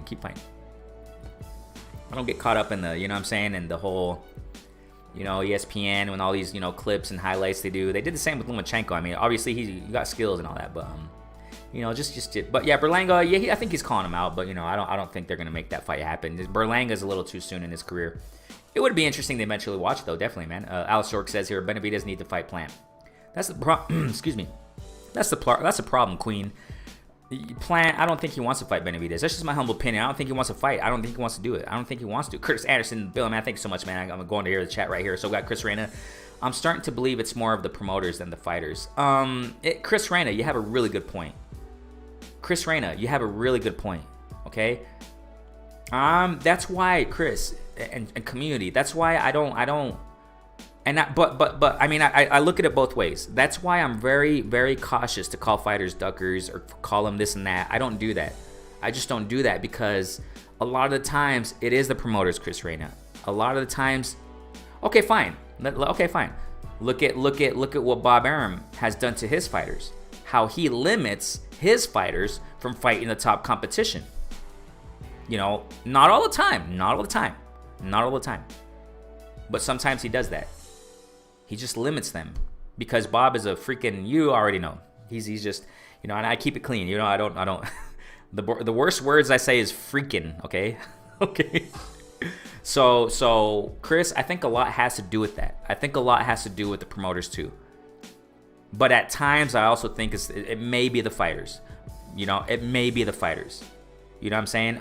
We got here. Let me get to the chat, man. You guys are awesome. You guys are jumping up in half. So we got here Alice York saying, the Queen saying, Triple G shouldn't never change trainer. He shouldn't never have. Yeah. Okay, Alice, it's interesting you say that because I don't remember when it was he changed his trainer. Remember that? It was to some other guy. I forgot the dude's name, the new guy. But I feel you, Alice York. I feel you. But, you know, Abe Sanchez. Well, yeah, I mean, Abel Sanchez was a good trainer for Triple G. I got nothing to say against that. You got a point, Alice. Definitely got a, you know, Abe Sanchez.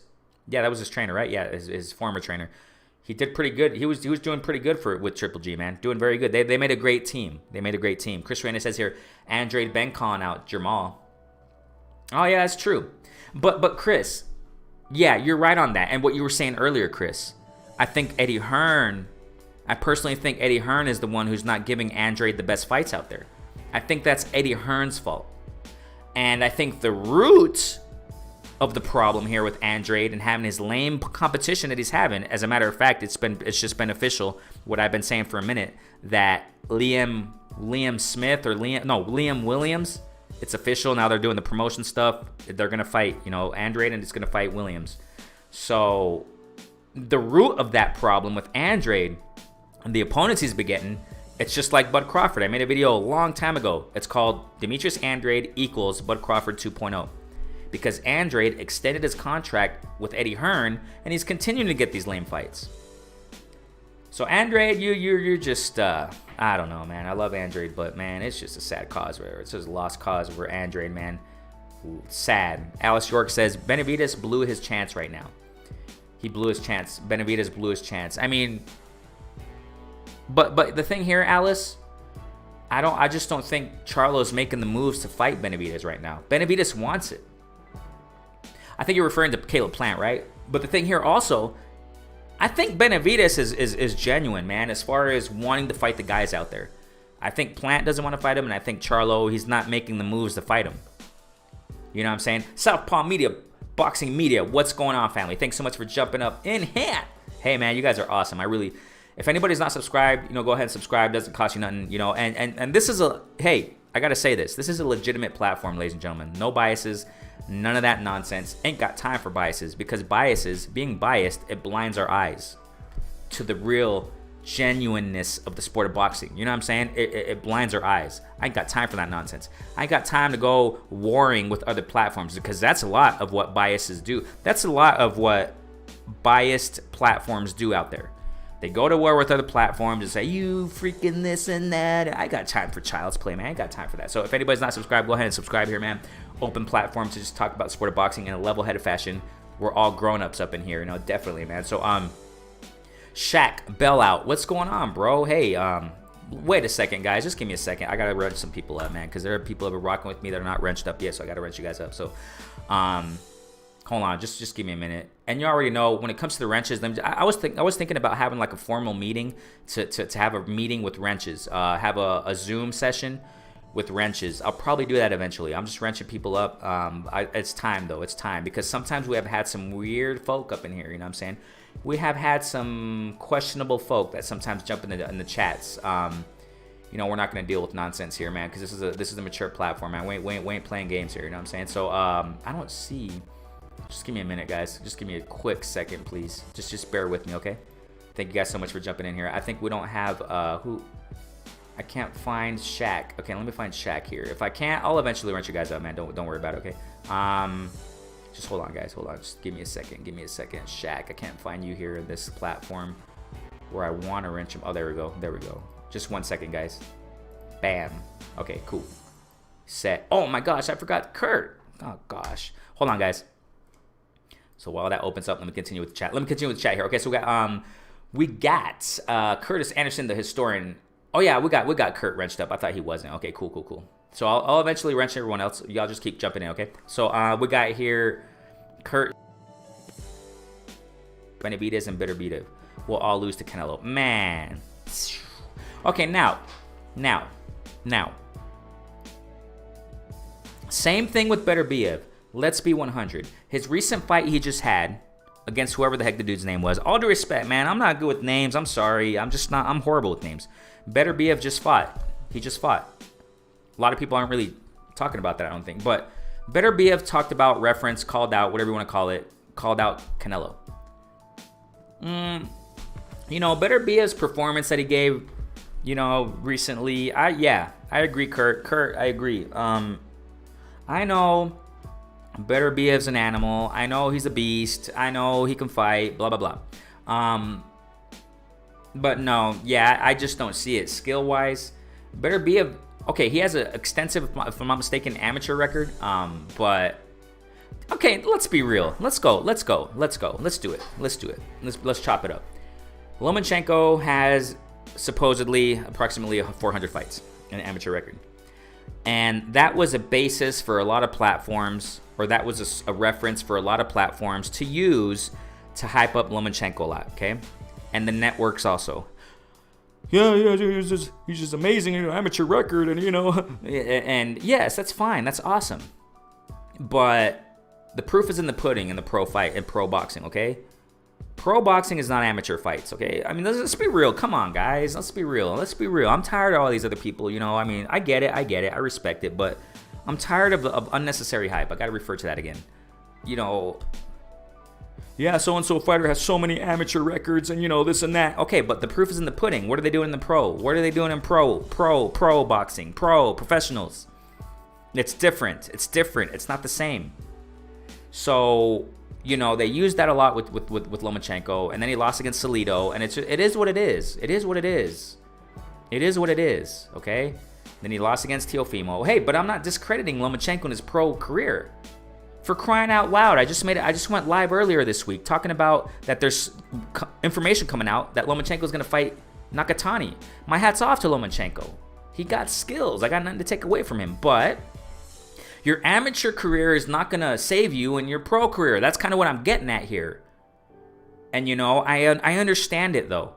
A lot of people talking about, Better BF, and he has so much amateur fights, and he's a beast in pro, and he's knocking everybody out, and, I don't, skill-wise, man, I don't think, I posted it, I don't know where I said this, I don't remember which platform was live while, I think it was Reggie Owens. Salute to our guy, man. Reggie Owens. I think it was there when he was calling the fight. He was calling the Better BF fight. And I think I put there. I think I did. I just don't recall. I think I put there in the chat. I'm not sure if Better BF is ready for Canelo. I don't think he has the skills. I don't remember if I did, but that's been on my mind. At least I can say it like that. I don't think Better BF has the skills, ladies and gentlemen, for Canelo, man. I just don't think it. And Curtis Anderson, man, I mean, I got to repeat his comment. He says, I've studied Charlo, Plant, Saunders, Benavidez, and Better BF. Well, I'll lose to Canelo. Man. And a lot of people talking about, Better BF calling out Canelo, and no, Canelo don't step up. I mean, I get it. I'm okay. I get it so much to the extent that I think I'm the only freaking platform. I'm born in Mexico. I'm Mexican, man. Soy mexicano. Okay? Just because I speak English 100, I speak Spanish quite fluently down here. I live down here. Been living down here for the last freaking 14 years. Come on now. I get it to the extent that I think I'm the only platform that's Mexican that has criticized Canelo. I get it. He picked and chose cautiously. He chose Kovalev. I think he was the, weakest link with the champ in that division. And then we knew the story there. He didn't want to fight Better BF. Okay, I get it. He could have fought him. I think it would have been more competitive. But I agree, Kurt. I agree. I think he beats Better BF, man. And I know that a lot of people are saying, Better BF is calling out Canelo, and I don't see Better BF beating Canelo, man. I that's my humble opinion on that, man. Definitely, man. So let's continue here in the chat, man. You guys are awesome, man. You guys are awesome. Hold on. Let me get to here. Tyrone Spencer says, Adderson, out of those 5 names, who has the best chance? My humble opinion on that, he's asking Kurt, but I think that I know a lot of people are knocking Saunders, okay? I know a lot of people are knocking Saunders, but I think Saunders has a chance to a certain extent. But at the same time, Sanders he's too immature. He's too immature, and I don't think he's taking things seriously. He has the skills. And I've said this time and time again. I said this in the post-fight reaction live I did when Plant fought Truex. Plant, man, I don't think he's gonna beat Canelo either, man. I don't see it. I don't think he's gonna beat him, man. He has the tools, but I just don't think he's gonna beat him. Southpaw Boxing Media says that's because Chocolatito learned from Alexis Arguello that if you want to be the best, you have to fight the best. Facts, Southpaw Boxing Media. Facts. Let me repeat that. That's because Chocolatito learned from Alexis Arguello that if you want to be the best, you have to fight the freaking best. That's what I'm talking about. And these divisions, any division, I don't care what division it is, they got to learn that. They got to learn that. You want to make the big bucks. You want to do... Okay, now, check this out. Please, listen. Please. I wanted to mention this in this live. And I also wanted to mention, let me repeat it. News is coming out, information coming out that Chocolatito versus Strada trilogy is going to go down. Oh my gosh. These freaking divisions, these top-notch fighters and all these other divisions got to learn from these guys. Got to learn from the true warriors in the sport of boxing right now. Got to learn from it. Now, let me mix this in. Jermell Charlo came out recently on Twitter. That's how 100 I am. I'm going to say it. I don't care who says it. But I love these fighters. I'm not saying, you know what I'm saying? Let's get this out of our freaking minds. And I'm speaking to all the platforms out there. Stop this sensitive roller coaster, emotional roller coaster. Stop this sensitivity out there. Just because you criticize, I said it several times, you know. Maybe you guys haven't heard it because, you know, we got recent subscribers. The channel's been growing recently. Thank you guys so much. I've been saying it, man. We're living in a freaking fluff generation. It's a pillowy generation. That where you criticize someone, it's hating now. No. I'm going to do it right now with Jermell Charlo. Okay? But y'all know my stance. I love Jermell Charlo. But I just don't agree with what he recently posted in social media. Okay? He said something along the lines of, he said something like this on Twitter or whatever, right? He said, you know, people are saying that, I'm paraphrasing what Jermell said, but he said something like, people are saying that, you know, that we should fight 3 times a year. If you see, ladies and gentlemen, fighters are listening to the community, man. I've said this time and time again. I'm a small platform. It's growing thanks to you all. But the community, we have a voice. These platforms have a voice, man. Salute to the family who reaches out, like Blue Blood, my guy, man. Kurt, all you guys who jump in the platform here time to time. Blue Blood invites me, 503, man. Ack Reacher has invited me, Jab Jamboree, man. All the Mahari Nation was one of the first that have invited me. All the family, man. You guys are awesome. The community has a voice. Fighters are listening, ladies and gentlemen. Because Jermell Charlo came out and said, you know, people are telling us to fight 3 times a year. Do you know what it is to go into training? Do you know what it is to train and fight 3 times a year? So he was alluding to this, that, you know, I don't need to fight 3 times a year. But what did the legends do, ladies and gentlemen? They weren't saying that because they knew how to stay in shape. And that's another whole topic right there. But it intertwines with this because a lot of these fighters, they're not staying in shape. They're not staying fight ready. Like my man Stay Ready TV says, stay ready, you know, stay ready. You don't have to get ready.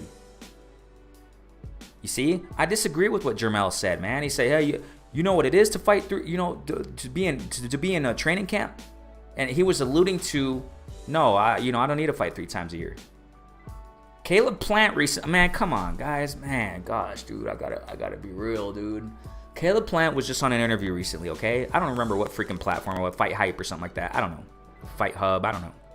But he said, yeah, you know, nowadays we just do 2 times a year. He was talking about that, man. He's like, you know, now it's 2 times a year we usually fight, so it's like, come on, man. I definitely did. I disagree with that, man. I disagree. If Jermell Charlo, if he were to turn around right now and fight this Castano, you know, for be undisputed, that implies you got to fight a little bit more, man. You got to fight a little bit more. Stop this. Yeah, man. I'm saying. Why did I start saying this? I don't know why. Oh, it's because Southpaw Boxing Media. Right. You know, if these other divisions learn from these lower divisions that are really, if these other divisions in men's boxing learned what women boxing or boxers are doing, come on now. I'm 100, man. I know it's different, but it connects. Look at what the women boxers are doing, man. Look. What did McCaskill do with Breakus? And vice versa. They fought twice for undisputed welterweight championship legacy. Twice, man. They fought once and turned around and fought again. I mean, come on now. Amanda Serrano, seven division champ. I know it's different. It's women's boxing, but these girls ain't playing games, man. You see, ladies and gentlemen, come on now. Platforms got to push more women's boxing. You know what I'm saying? Freaking promoters got to push this more. The women deserve the limelight. I've just said it earlier in this session, and I've been saying it on this platform. These men boxers, man, they can learn from that. And boxing right now, and the men's boxing would be it would just be off the charts. I'm enjoying it though. I'm not complaining, but I'm just speaking facts. That's all it is. You know what I'm saying? So you're right, Southpaw Boxing Media. Chris Reyna says, bro, we in the state of protecting the O, and it's gonna be up to the biggest names to fight everyone. Exactly. The world is watching these names, and this is why Curtis Anderson family, the OG, the historian, it's exactly what he said, and I agree. He said, Jamal the Lion is looking like a kitten. I know a lot of people ain't saying that. Nobody's saying that. Kurt's the only guy I heard it from. Kurt's the only one I heard say that. It's because they're not doing what Chris Reyna is saying. We in the state of protecting the O. It's going to be up to the biggest name. Yeah, the world is watching.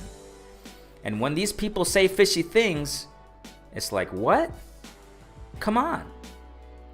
It is what it is. Let's be 100 here, man. Southpaw Boxing is saying, I think Plant would give Canelo the most trouble. Yeah, I'm not saying he wouldn't. Definitely, man. He's the best pure boxer of the bunch. Yes, he is, of the bunch. But like I was saying, Southpaw, let's look at the trajectory. Look at the hand problems I was talking about earlier. It's before you jumped in, Southpaw. When Plant was going to fight Ustikati, he had a hand injury. He had surgery in his hand, which postponed the Ustikati fight. And then when Plant fought Truax, he had another hand injury. And now he's going to wait from fighting Truax until Canelo at the end of the year?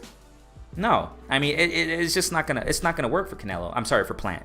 He has the tools, but one, the inactivity. Two, the injuries. It just makes for a defeat.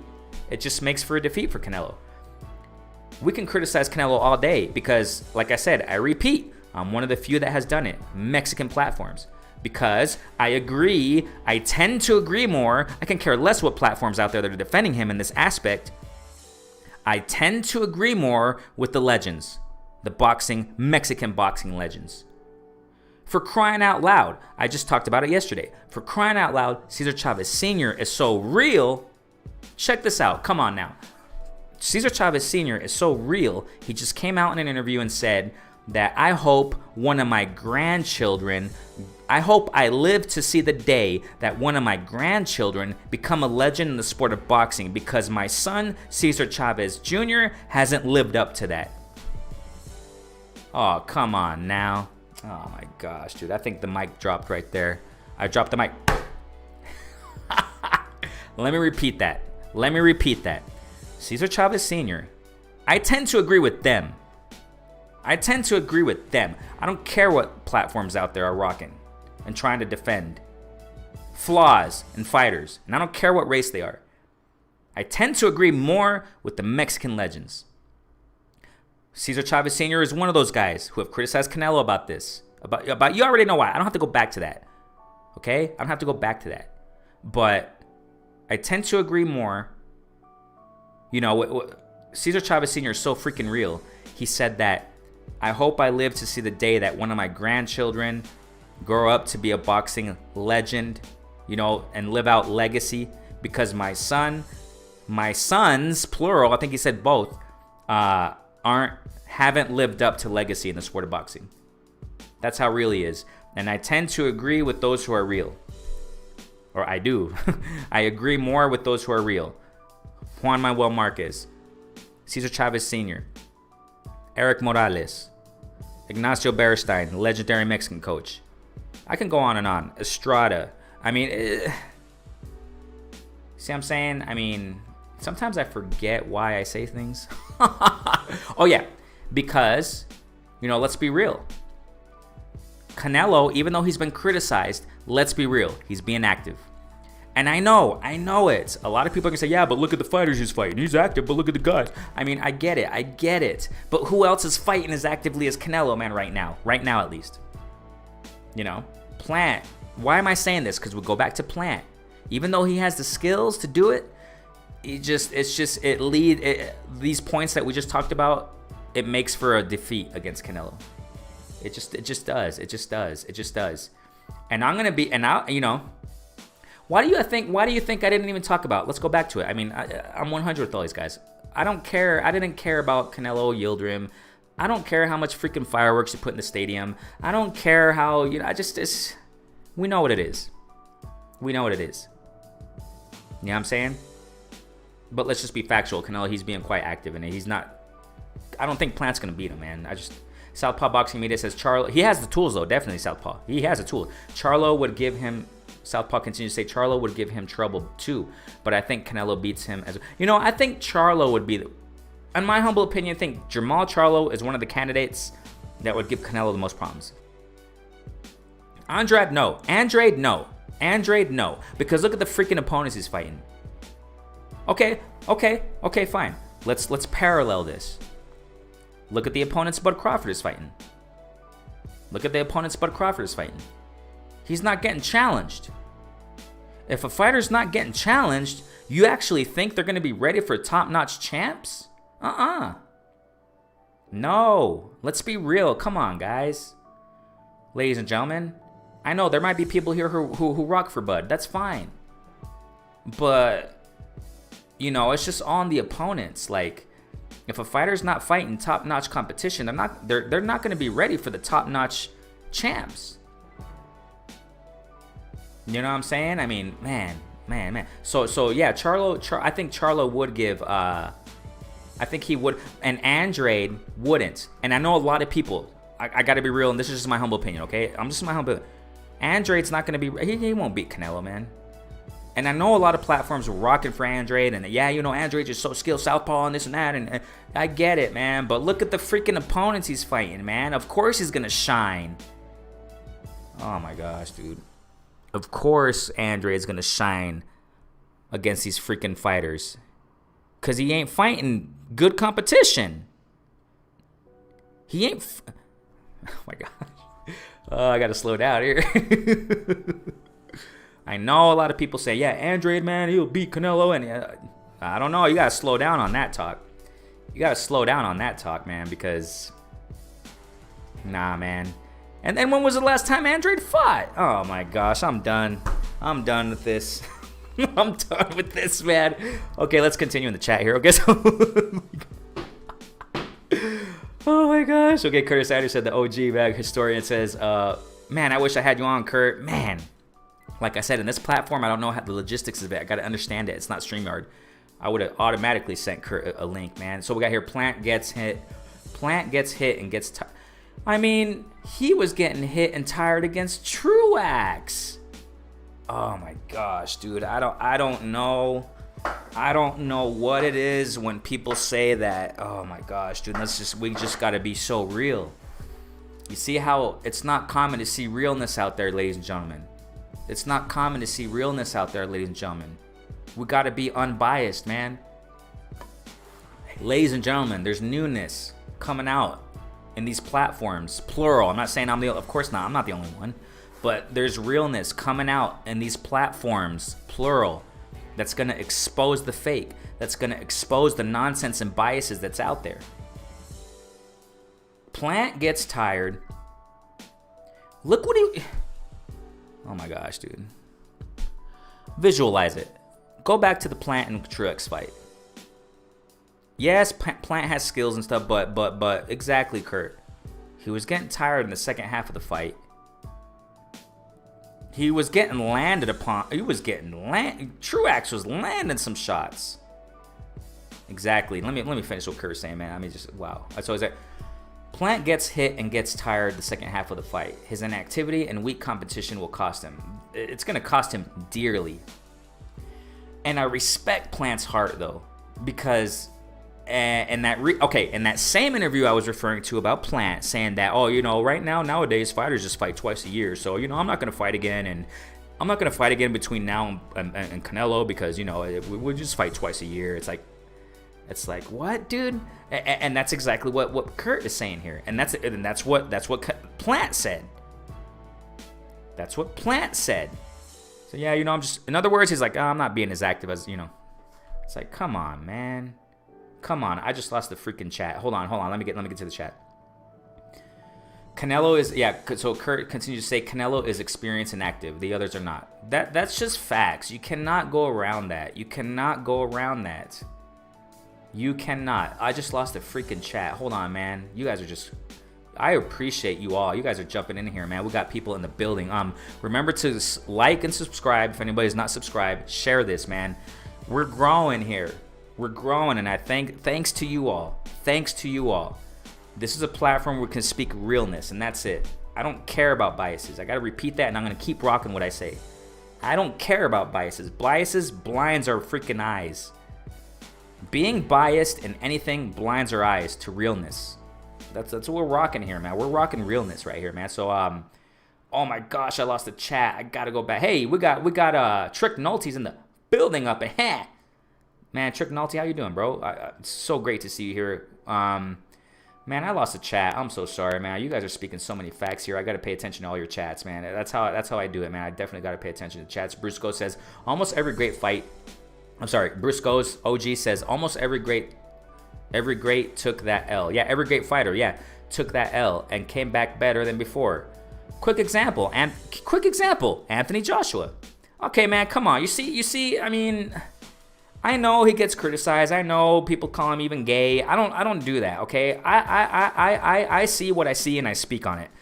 Anthony Joshua is an example, Bruce Goes. He's a recent example.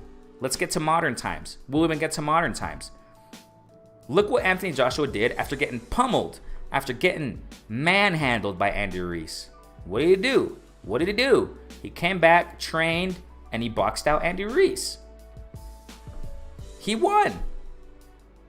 And that's to Andy Ruiz's freaking fault because of his lack of discipline.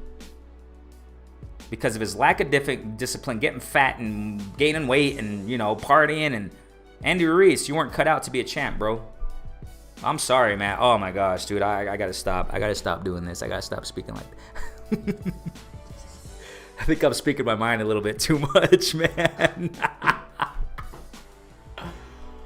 Okay, fine. Let's back up what I'm saying right now. Manny Robles, Andy Ruiz's former coach, came out on several platforms speaking facts about Andy Ruiz. He said he ain't cut out to be this. He ain't cut out to live like a champ. I'm paraphrasing what Manny Robles said. Because he said after he beat Anthony Joshua, I was calling him to come back to training camp. Let's go, rematch. Come on, you got to be ready for this. He missed training camp days. He wouldn't show up sometimes. He wouldn't answer Manny Robles' calls. He wasn't cut out to stay on the top, ladies and gentlemen. Let's be real. That's a modern example. And what Bruce Goes is saying is facts. Anthony Joshua did that against Andy Ruiz. I don't care what people call Anthony Joshua. I get it. But what did he do? He did what Bruce Goes is saying right now. Let me repeat what Bruce Goes is saying. Almost every great fighter took that L and came back better than before. Exactly. You can name so many, I won't even start. Facts, Bruce Goes. Excuse me. And you all know a lot more than I do. And I'm just naming a recent example in Anthony Joshua. A recent example. Trick Nolte, thanks so much for jumping in here, man. Let me continue the chat here. You guys are awesome. Southpaw says, oh yeah, okay, yeah. Thank you, Bruce Goes, for telling me that. I gotta wrench him up. Hold on. You guys are jumping up in here, man. I really appreciate you guys. Remember to like, subscribe, share, man. Thank you guys so much for your support. Love you guys, man. You make these sessions. You make these sessions, not just me. You make these sessions because you guys are dropping gems in these comments, man. I gotta go off of this, man. This is awesome. Hold on, all right? Let me get off. Okay, so let me continue with the chat. We got here, Hey, Air is in the building. Hey, Air, Death Row. I was just talking about Death Row Executions. I was talking about her in the beginning of this session. Thank you so much, Air, for jumping in. I really appreciate you. Y'all salute Death Row Executions, man. Y'all salute Air. Her name's Air. Queen in the building. Thank you so much.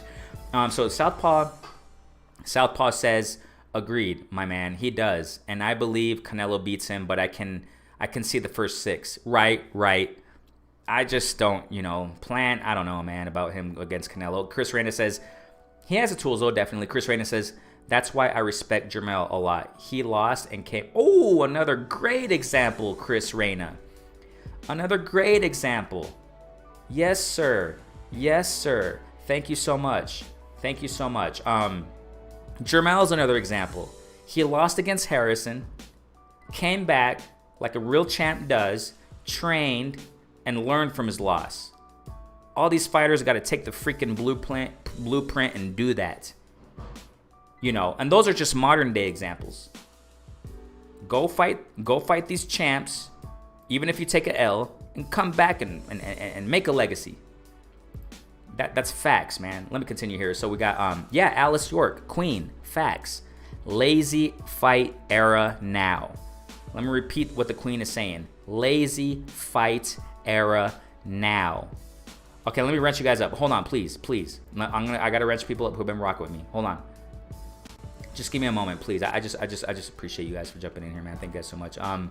Chris, I'm surprised you didn't. Chris, I gotta get you. Chris Reyna, man, he's been rocking with me for a minute, man. I remember Chris, we had you live a long time ago, bro. And I'm gonna get you back on. I just remember the other time I sent you a link. You were at the car wash or something like that, right? I got you at the wrong time, so I'll be wrenching people up eventually. Just be patient, okay? Hold on, all right. Just give me a moment here. Where's Trick Nolte, man? I gotta find Trick Nolte. Just give me yeah, there you go. Trick Nolte, man, hats off to my guy. He's invited me to get some boxers on this channel. Just my timing, man. But I'm definitely gonna consider that, bro. Chris, man, Trick Nolte got the links, man. He got the connects. Trick Nolte's the plug. Let me get here. Shaq Bell out says, they just have to fight, bro. They talk too much. Big facts. Listen, I gotta say this. Please listen, ladies and gentlemen. Please listen. I got hopes, though. I'm optimistic. I've been saying this on this channel. Even though we see all this that we're talking about right now, I'm optimistic that there's going to be a generation that's going to rise in the sport of boxing. And I think we're seeing it. We're seeing it in Virgil Ortiz. We're seeing it in Ennis. We're seeing it in Shakur Stevenson. We're seeing it in Haney. The list goes on and on. We're seeing prospects come up, and I think they're going to change the game to a certain extent. Change doesn't come overnight, ladies and gentlemen. Change, that's life. That's life. Quick example. When people are addicted to drugs. This is a quick example. Alcohol. Let's use that example. And this trickles down to every aspect of life. Change is a process. Addicts, alcoholics, what have you, when they want to break the habit, they have to go through a process. It's not one day to the next. Some people have that willpower, though. There are some people that do break their habits one day to the next, but it's not common. It's a process. So when it comes to the sport of boxing, I think there are going to be changes. I've been saying it. I'm optimistic about the sport of boxing. I think the tables are going to turn. I think and these freaking promoters, I think they're going to open their eyes up a little bit more, eventually at least. And they're going to start making these big fights that we're pushing for. And I think these fighters, they're going to be changing the game, and they're going to be coming up, stepping up, and fighting these top-notch names. They're going to be calling out. Okay, Benavidez is one of them. We can decipher, we can distinguish the real from the fake. For example, quick example, Benavidez, he's talking, but we know he's about it. Haney, he's talking, we know he's about it. Shakur, he's talking, I think he's about it. But we still gotta wait, right? With all these names. But I think that there's a generation coming up. They're gonna be speaking, talking the talk, and walking the walk. You know what I'm saying? So I got hopes up, but it's a process though. You know what I'm saying? So let's continue to chat here, man. Definitely, got Southpaw Boxing saying, being more successful per plant than the back 6. Right. And then Curtis says Canelo is experienced. Yeah. I think I already read those. Okay, so we have here, we got Chris Reyna saying some fighters are true professionals, some aren't. Exactly, facts. Some fighters take care of their bodies and respect the game, and some don't. That's what sets a lot of fighters apart. Man, that's so true. And some of these fighters are fighting in divisions they shouldn't even be fighting in, because in between fights, they swell up. They shouldn't even be fighting in certain divisions, man. I mean, that's so true, because they don't know how to take care of themselves between fights. And their walk-around weight is like 60 freaking pounds more than the division they're fighting in. I mean, that's wrong right there. That's wrong right there, man. They don't even... I mean, they need coaches and teams to guide them and school them in that. Hey, if your walk-around weight is this, then you should be fighting in this. You know what I'm saying? I mean, back in the day, if I'm not mistaken, you know, legendary fighters, they weren't freaking plumping up 70 pounds more than their division. That's just unheard of back in the day. I mean, my gosh, dude. Chris Reyna, that's facts right there, dude. And there are some fighters, and I gotta take my hats off. Caleb Plant, he's always in shape, man. He's always in shape. You got fighters out there that are always in shape. They're always fight ready. Jerome Ennis, you know what I'm saying? I mean, you got a lot of fighters out there. I mean, the list goes on and on. But there are some that are really true professionals, like what Chris Reyna is saying. They take care of their weight. They keep their weight in check. And in between fights, they're fight ready always. They're always fight ready. They're not saying, he sent me the offer, but I gotta wait. It wasn't on time, and I gotta wait. I gotta wait 6 months. I gotta train. And all right, let's continue in the chat, man. So we got Southpaw Boxing saying that's a busy year, man. He hasn't done that since he was a new pro, from what I recall. Who are you talking about, though? You talking about Caleb, bro, I think? Or I don't know. Just let me know who you're referring to there, because sometimes I get lost in the chat, bro, and you know what I'm saying? So let me get back. My gosh, man, you guys are popping in the chat. Alice York Queen says, if you fight and don't get touched up easy work, you can fight more times. Yeah. If you fight and don't get touched up easy, and that's what we were referring to yesterday in the flash live we had. I'm sorry, in the live we had with my sidekick, LeVar Cooper. He was talking about, Ryan Garcia. Ryan Garcia didn't receive punishment from Campbell. Yes, he got clocked. He went down, but he got right back up. He didn't receive any punishment. So that means, Ryan Garcia, get your butt back in the freaking ring, man. Get back in the ring and get to fighting, man. Continue building a legacy. WBC ordered Ryan Garcia versus Fortuna, but I explained in a couple lives already yesterday. I threw up 2 lives yesterday, man. I'm just pushing it. I feel I can't help myself. I got to go live.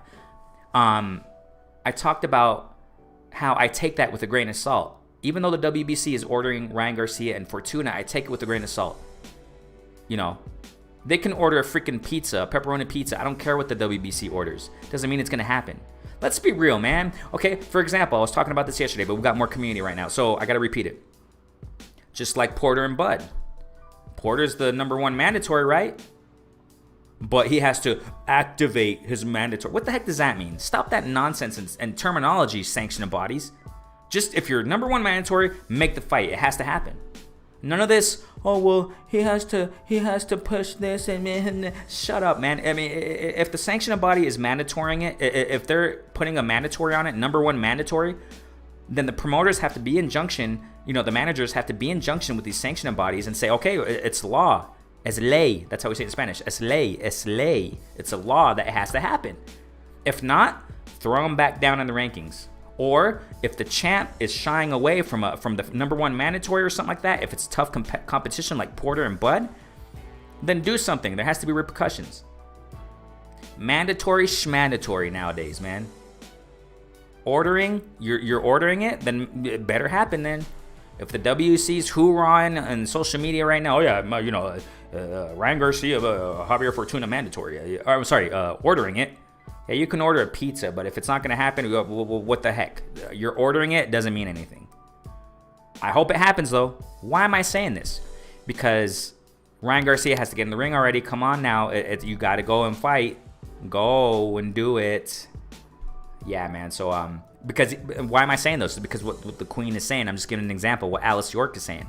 If you fight and don't get touched up easy. Yeah, exactly. So, Ryan Garcia didn't take much punishment. So get back in the ring, bro. Get back in the ring and fight, man. Come on. Miami Kid J, family, saying here, platforms criticize Teofimo for ducking Haney, deservingly so. Keep that same energy with Charlo. Yeah, hey, Miami. Hey, you're right, fam. Now, let me get back to what I was kind of alluding to earlier. I don't disagree when people say so-and-so is ducking so-and-so when there is factual evidence. I don't disagree with that.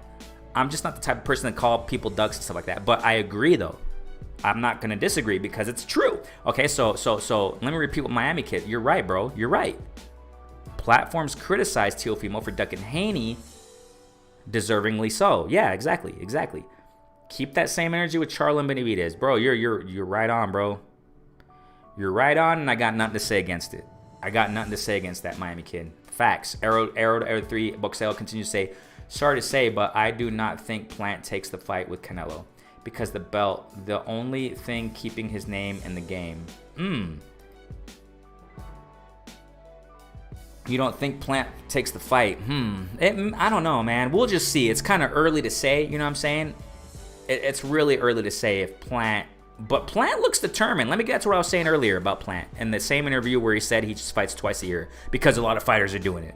I'm paraphrasing what he said, but that's what he said.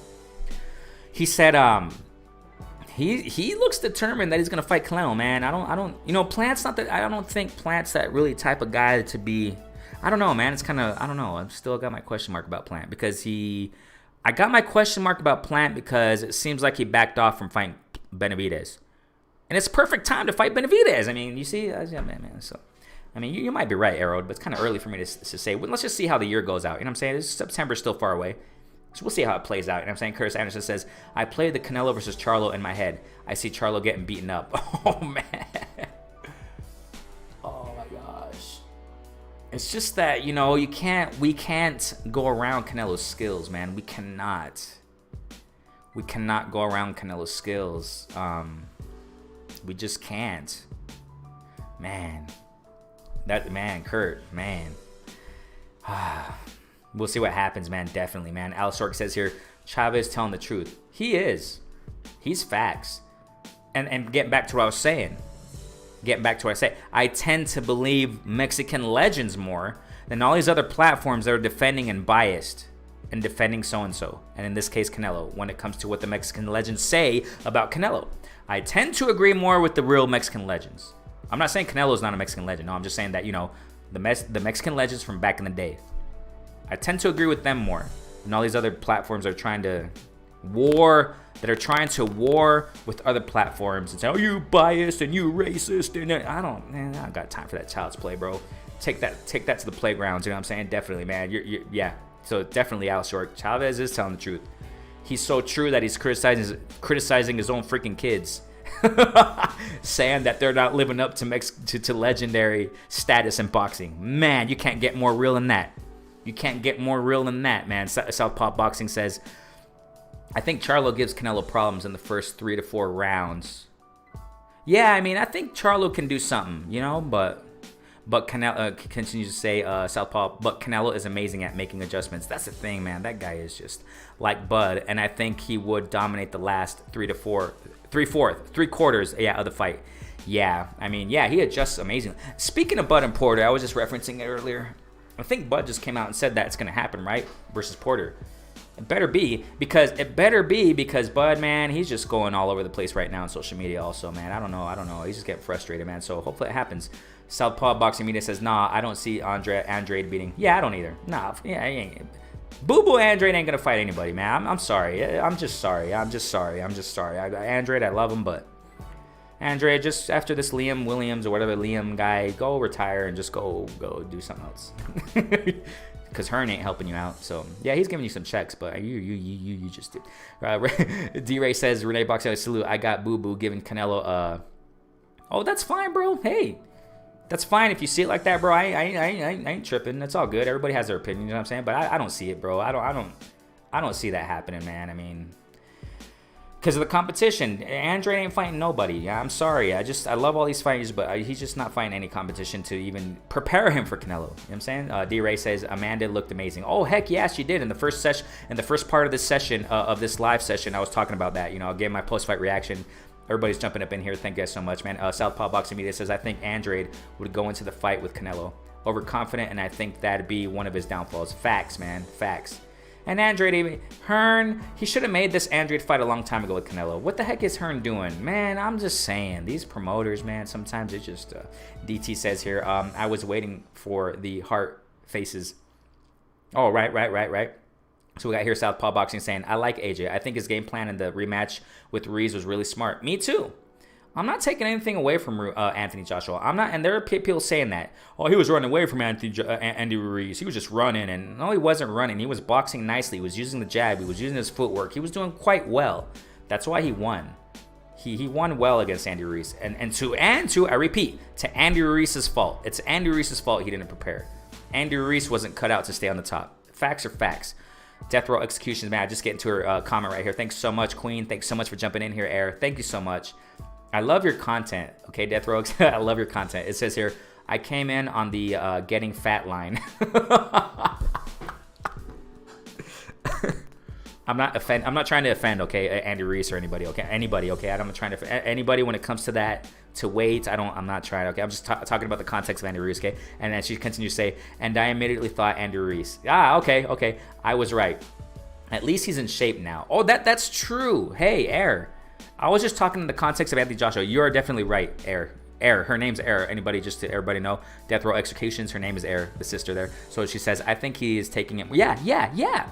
So only time's gonna tell, ladies and gentlemen, with Andy Ruiz. I've said it before. I've said that now he has an adjustment. He's with Eddie Reynoso. Eddie Reynoso's not playing games, ladies and gentlemen. People can say what they want about Eddie Reynoso, but I'm backing him up in this. Eddie Reynoso's not playing games. Look how he's brought up Canelo skill-wise. I'm not talking about how Canelo's been maneuvering in boxing. No, skill-wise. Look what happened. I've been saying this a minute, ladies and gentlemen. Ever since Burchell and Valdez was announced, I've referenced how Valdez is being trained by Eddie Reynoso. Valdez won for a reason, ladies and gentlemen. One, for his skills. Two, because Eddie Reynoso. Come on now, let's be real. So we'll see what happens with Andy Ruiz, because he's under Eddie Reynoso. I think it's gonna be formidable changes and improvement in Andy Ruiz's game. But then again, he's gonna fight Chris Arreola. But I think he's gonna do very well. I think we're gonna see great improvements, and I think Andy Ruiz has a great chance to come back to the top. He has a great chance to come back to the top, and let's hope he does. I really hope he does. So Death Row Executions continues to say, he admitted to partying after beating Joshua the first time. Drinking, partying. Yeah, exactly. And he didn't even have to admit it, you know what I'm saying? Because, Instagram, social media, all his pictures, buying that mansion. Hey, hats off to his success, but he was just going wild. He should have learned. He should have knew before that. And he would have knocked out Anthony Joshua again. And he would have been heavyweight champ, Mexican heavyweight. He would have continued his legacy, but it is what it is. Air says, oh, I missed it. Thanks, Renee. Love what you do. Hey, you too, girl. Thanks so much. I hope to hear you commentating actual boxing events. Hey, that would be awesome, right? But I don't know if that... Who knows, right? But I don't know if that'll happen.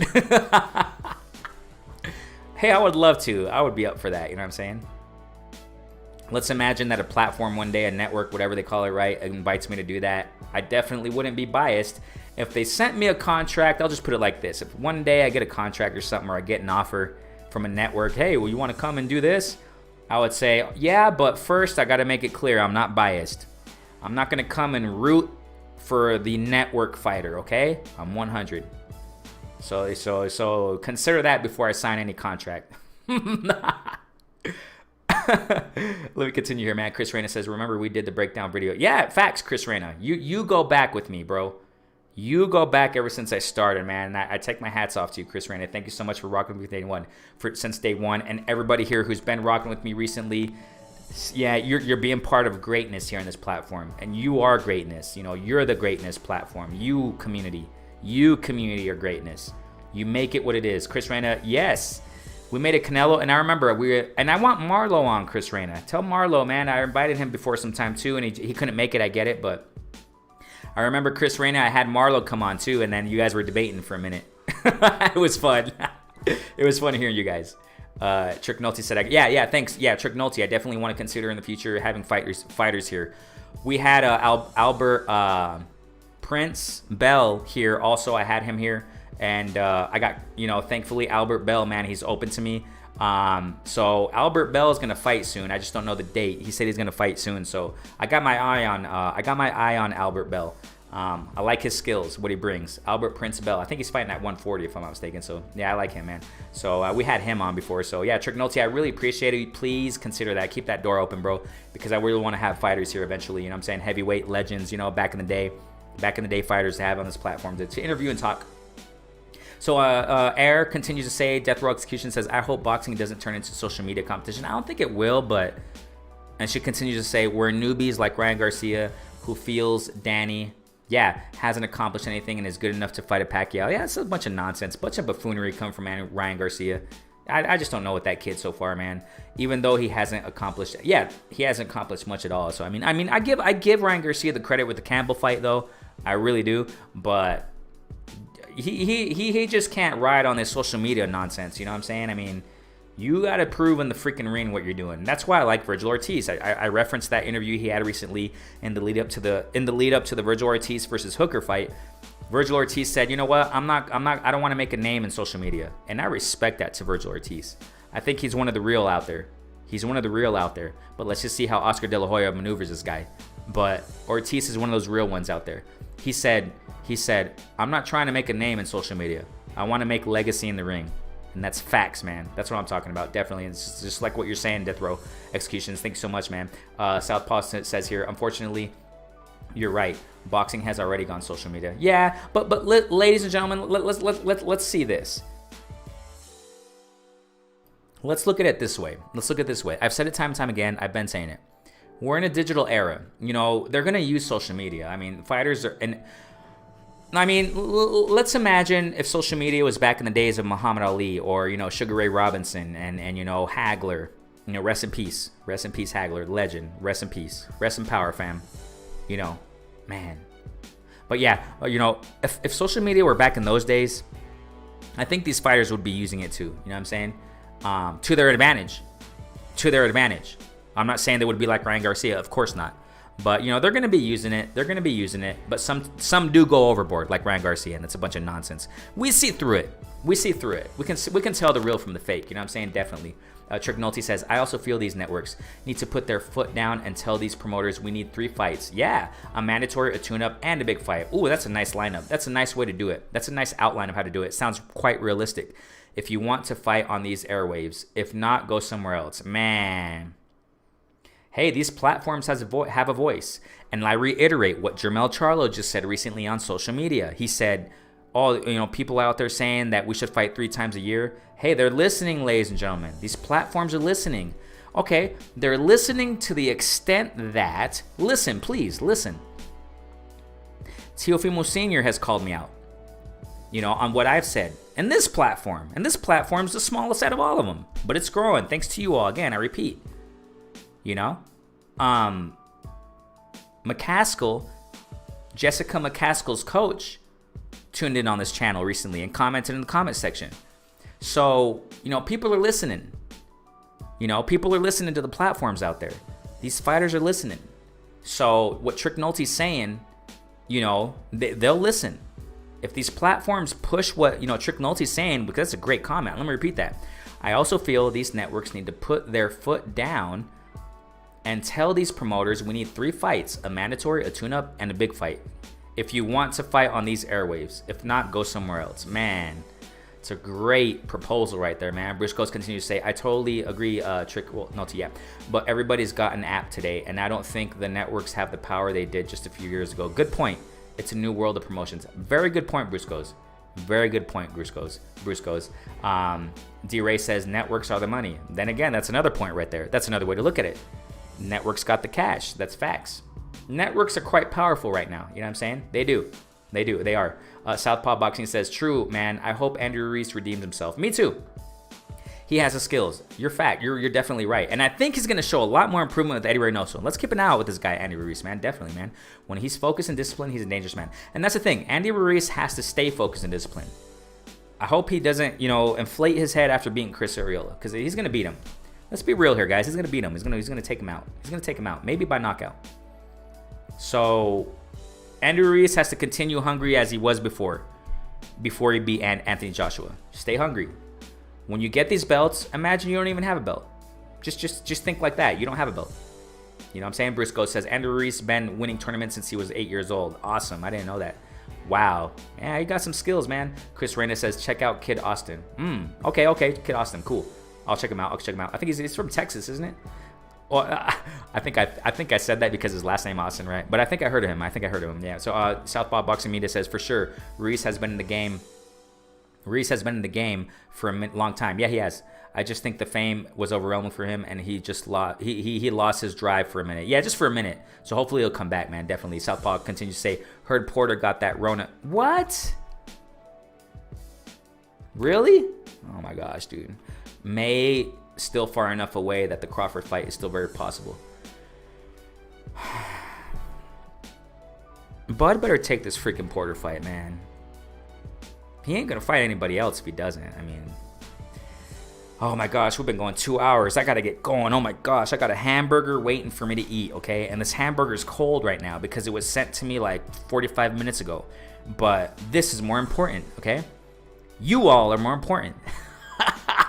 But I gotta eat. We got 2 hours, man. You guys are awesome. You guys jumped in here. Hit the notification bell, please. Okay, hit the notification bell. I love all you all. You make the platform what it is. So thank you so much. Feel free to support. You can check on my descriptions. PayPal, you can go ahead and support there. Eventually, we'll get the super chat going, Lord willing. Once we get to that limit, we're not even there. We're like halfway there. So just give you an idea, okay? We're like halfway there. Go ahead and spread the word. Renee Box Young, simply a platform we discuss, critique, and analyze the sport of boxing. Man, I love you all. All you who jumped in, you guys are awesome. You guys are just awesome. I'll be wrenching up eventually. Up to now, man, you guys just kept it mature. You guys are keeping it mature. You know what I'm saying? But I'm going to keep retching you all up, okay? So thank you guys so much. Keep jumping in. Renee Box Young, peace out. Have a wonderful weekend. Let's enjoy the Povetkin and White fight. It's going to be interesting, man. Definitely interesting. D-Ray says, keep your Rona away from Bud. Yeah, man. Yeah. Oh, no, cold burgers. Yeah, no, I'm just going to heat up in the microwave. It's all good. And I got a nice Coca-Cola, I'm gonna chomp this down. And I'm going to have a nice steak after that. It's time to eat. Okay? Hey, Renee Box Young, you guys are awesome. I can't thank you enough. Thank you so much. Stay safe. Have a wonderful weekend. Keep an eye out because I'm going to be on vacation. Tomorrow is my last day. I'm going to have vacation for 2 freaking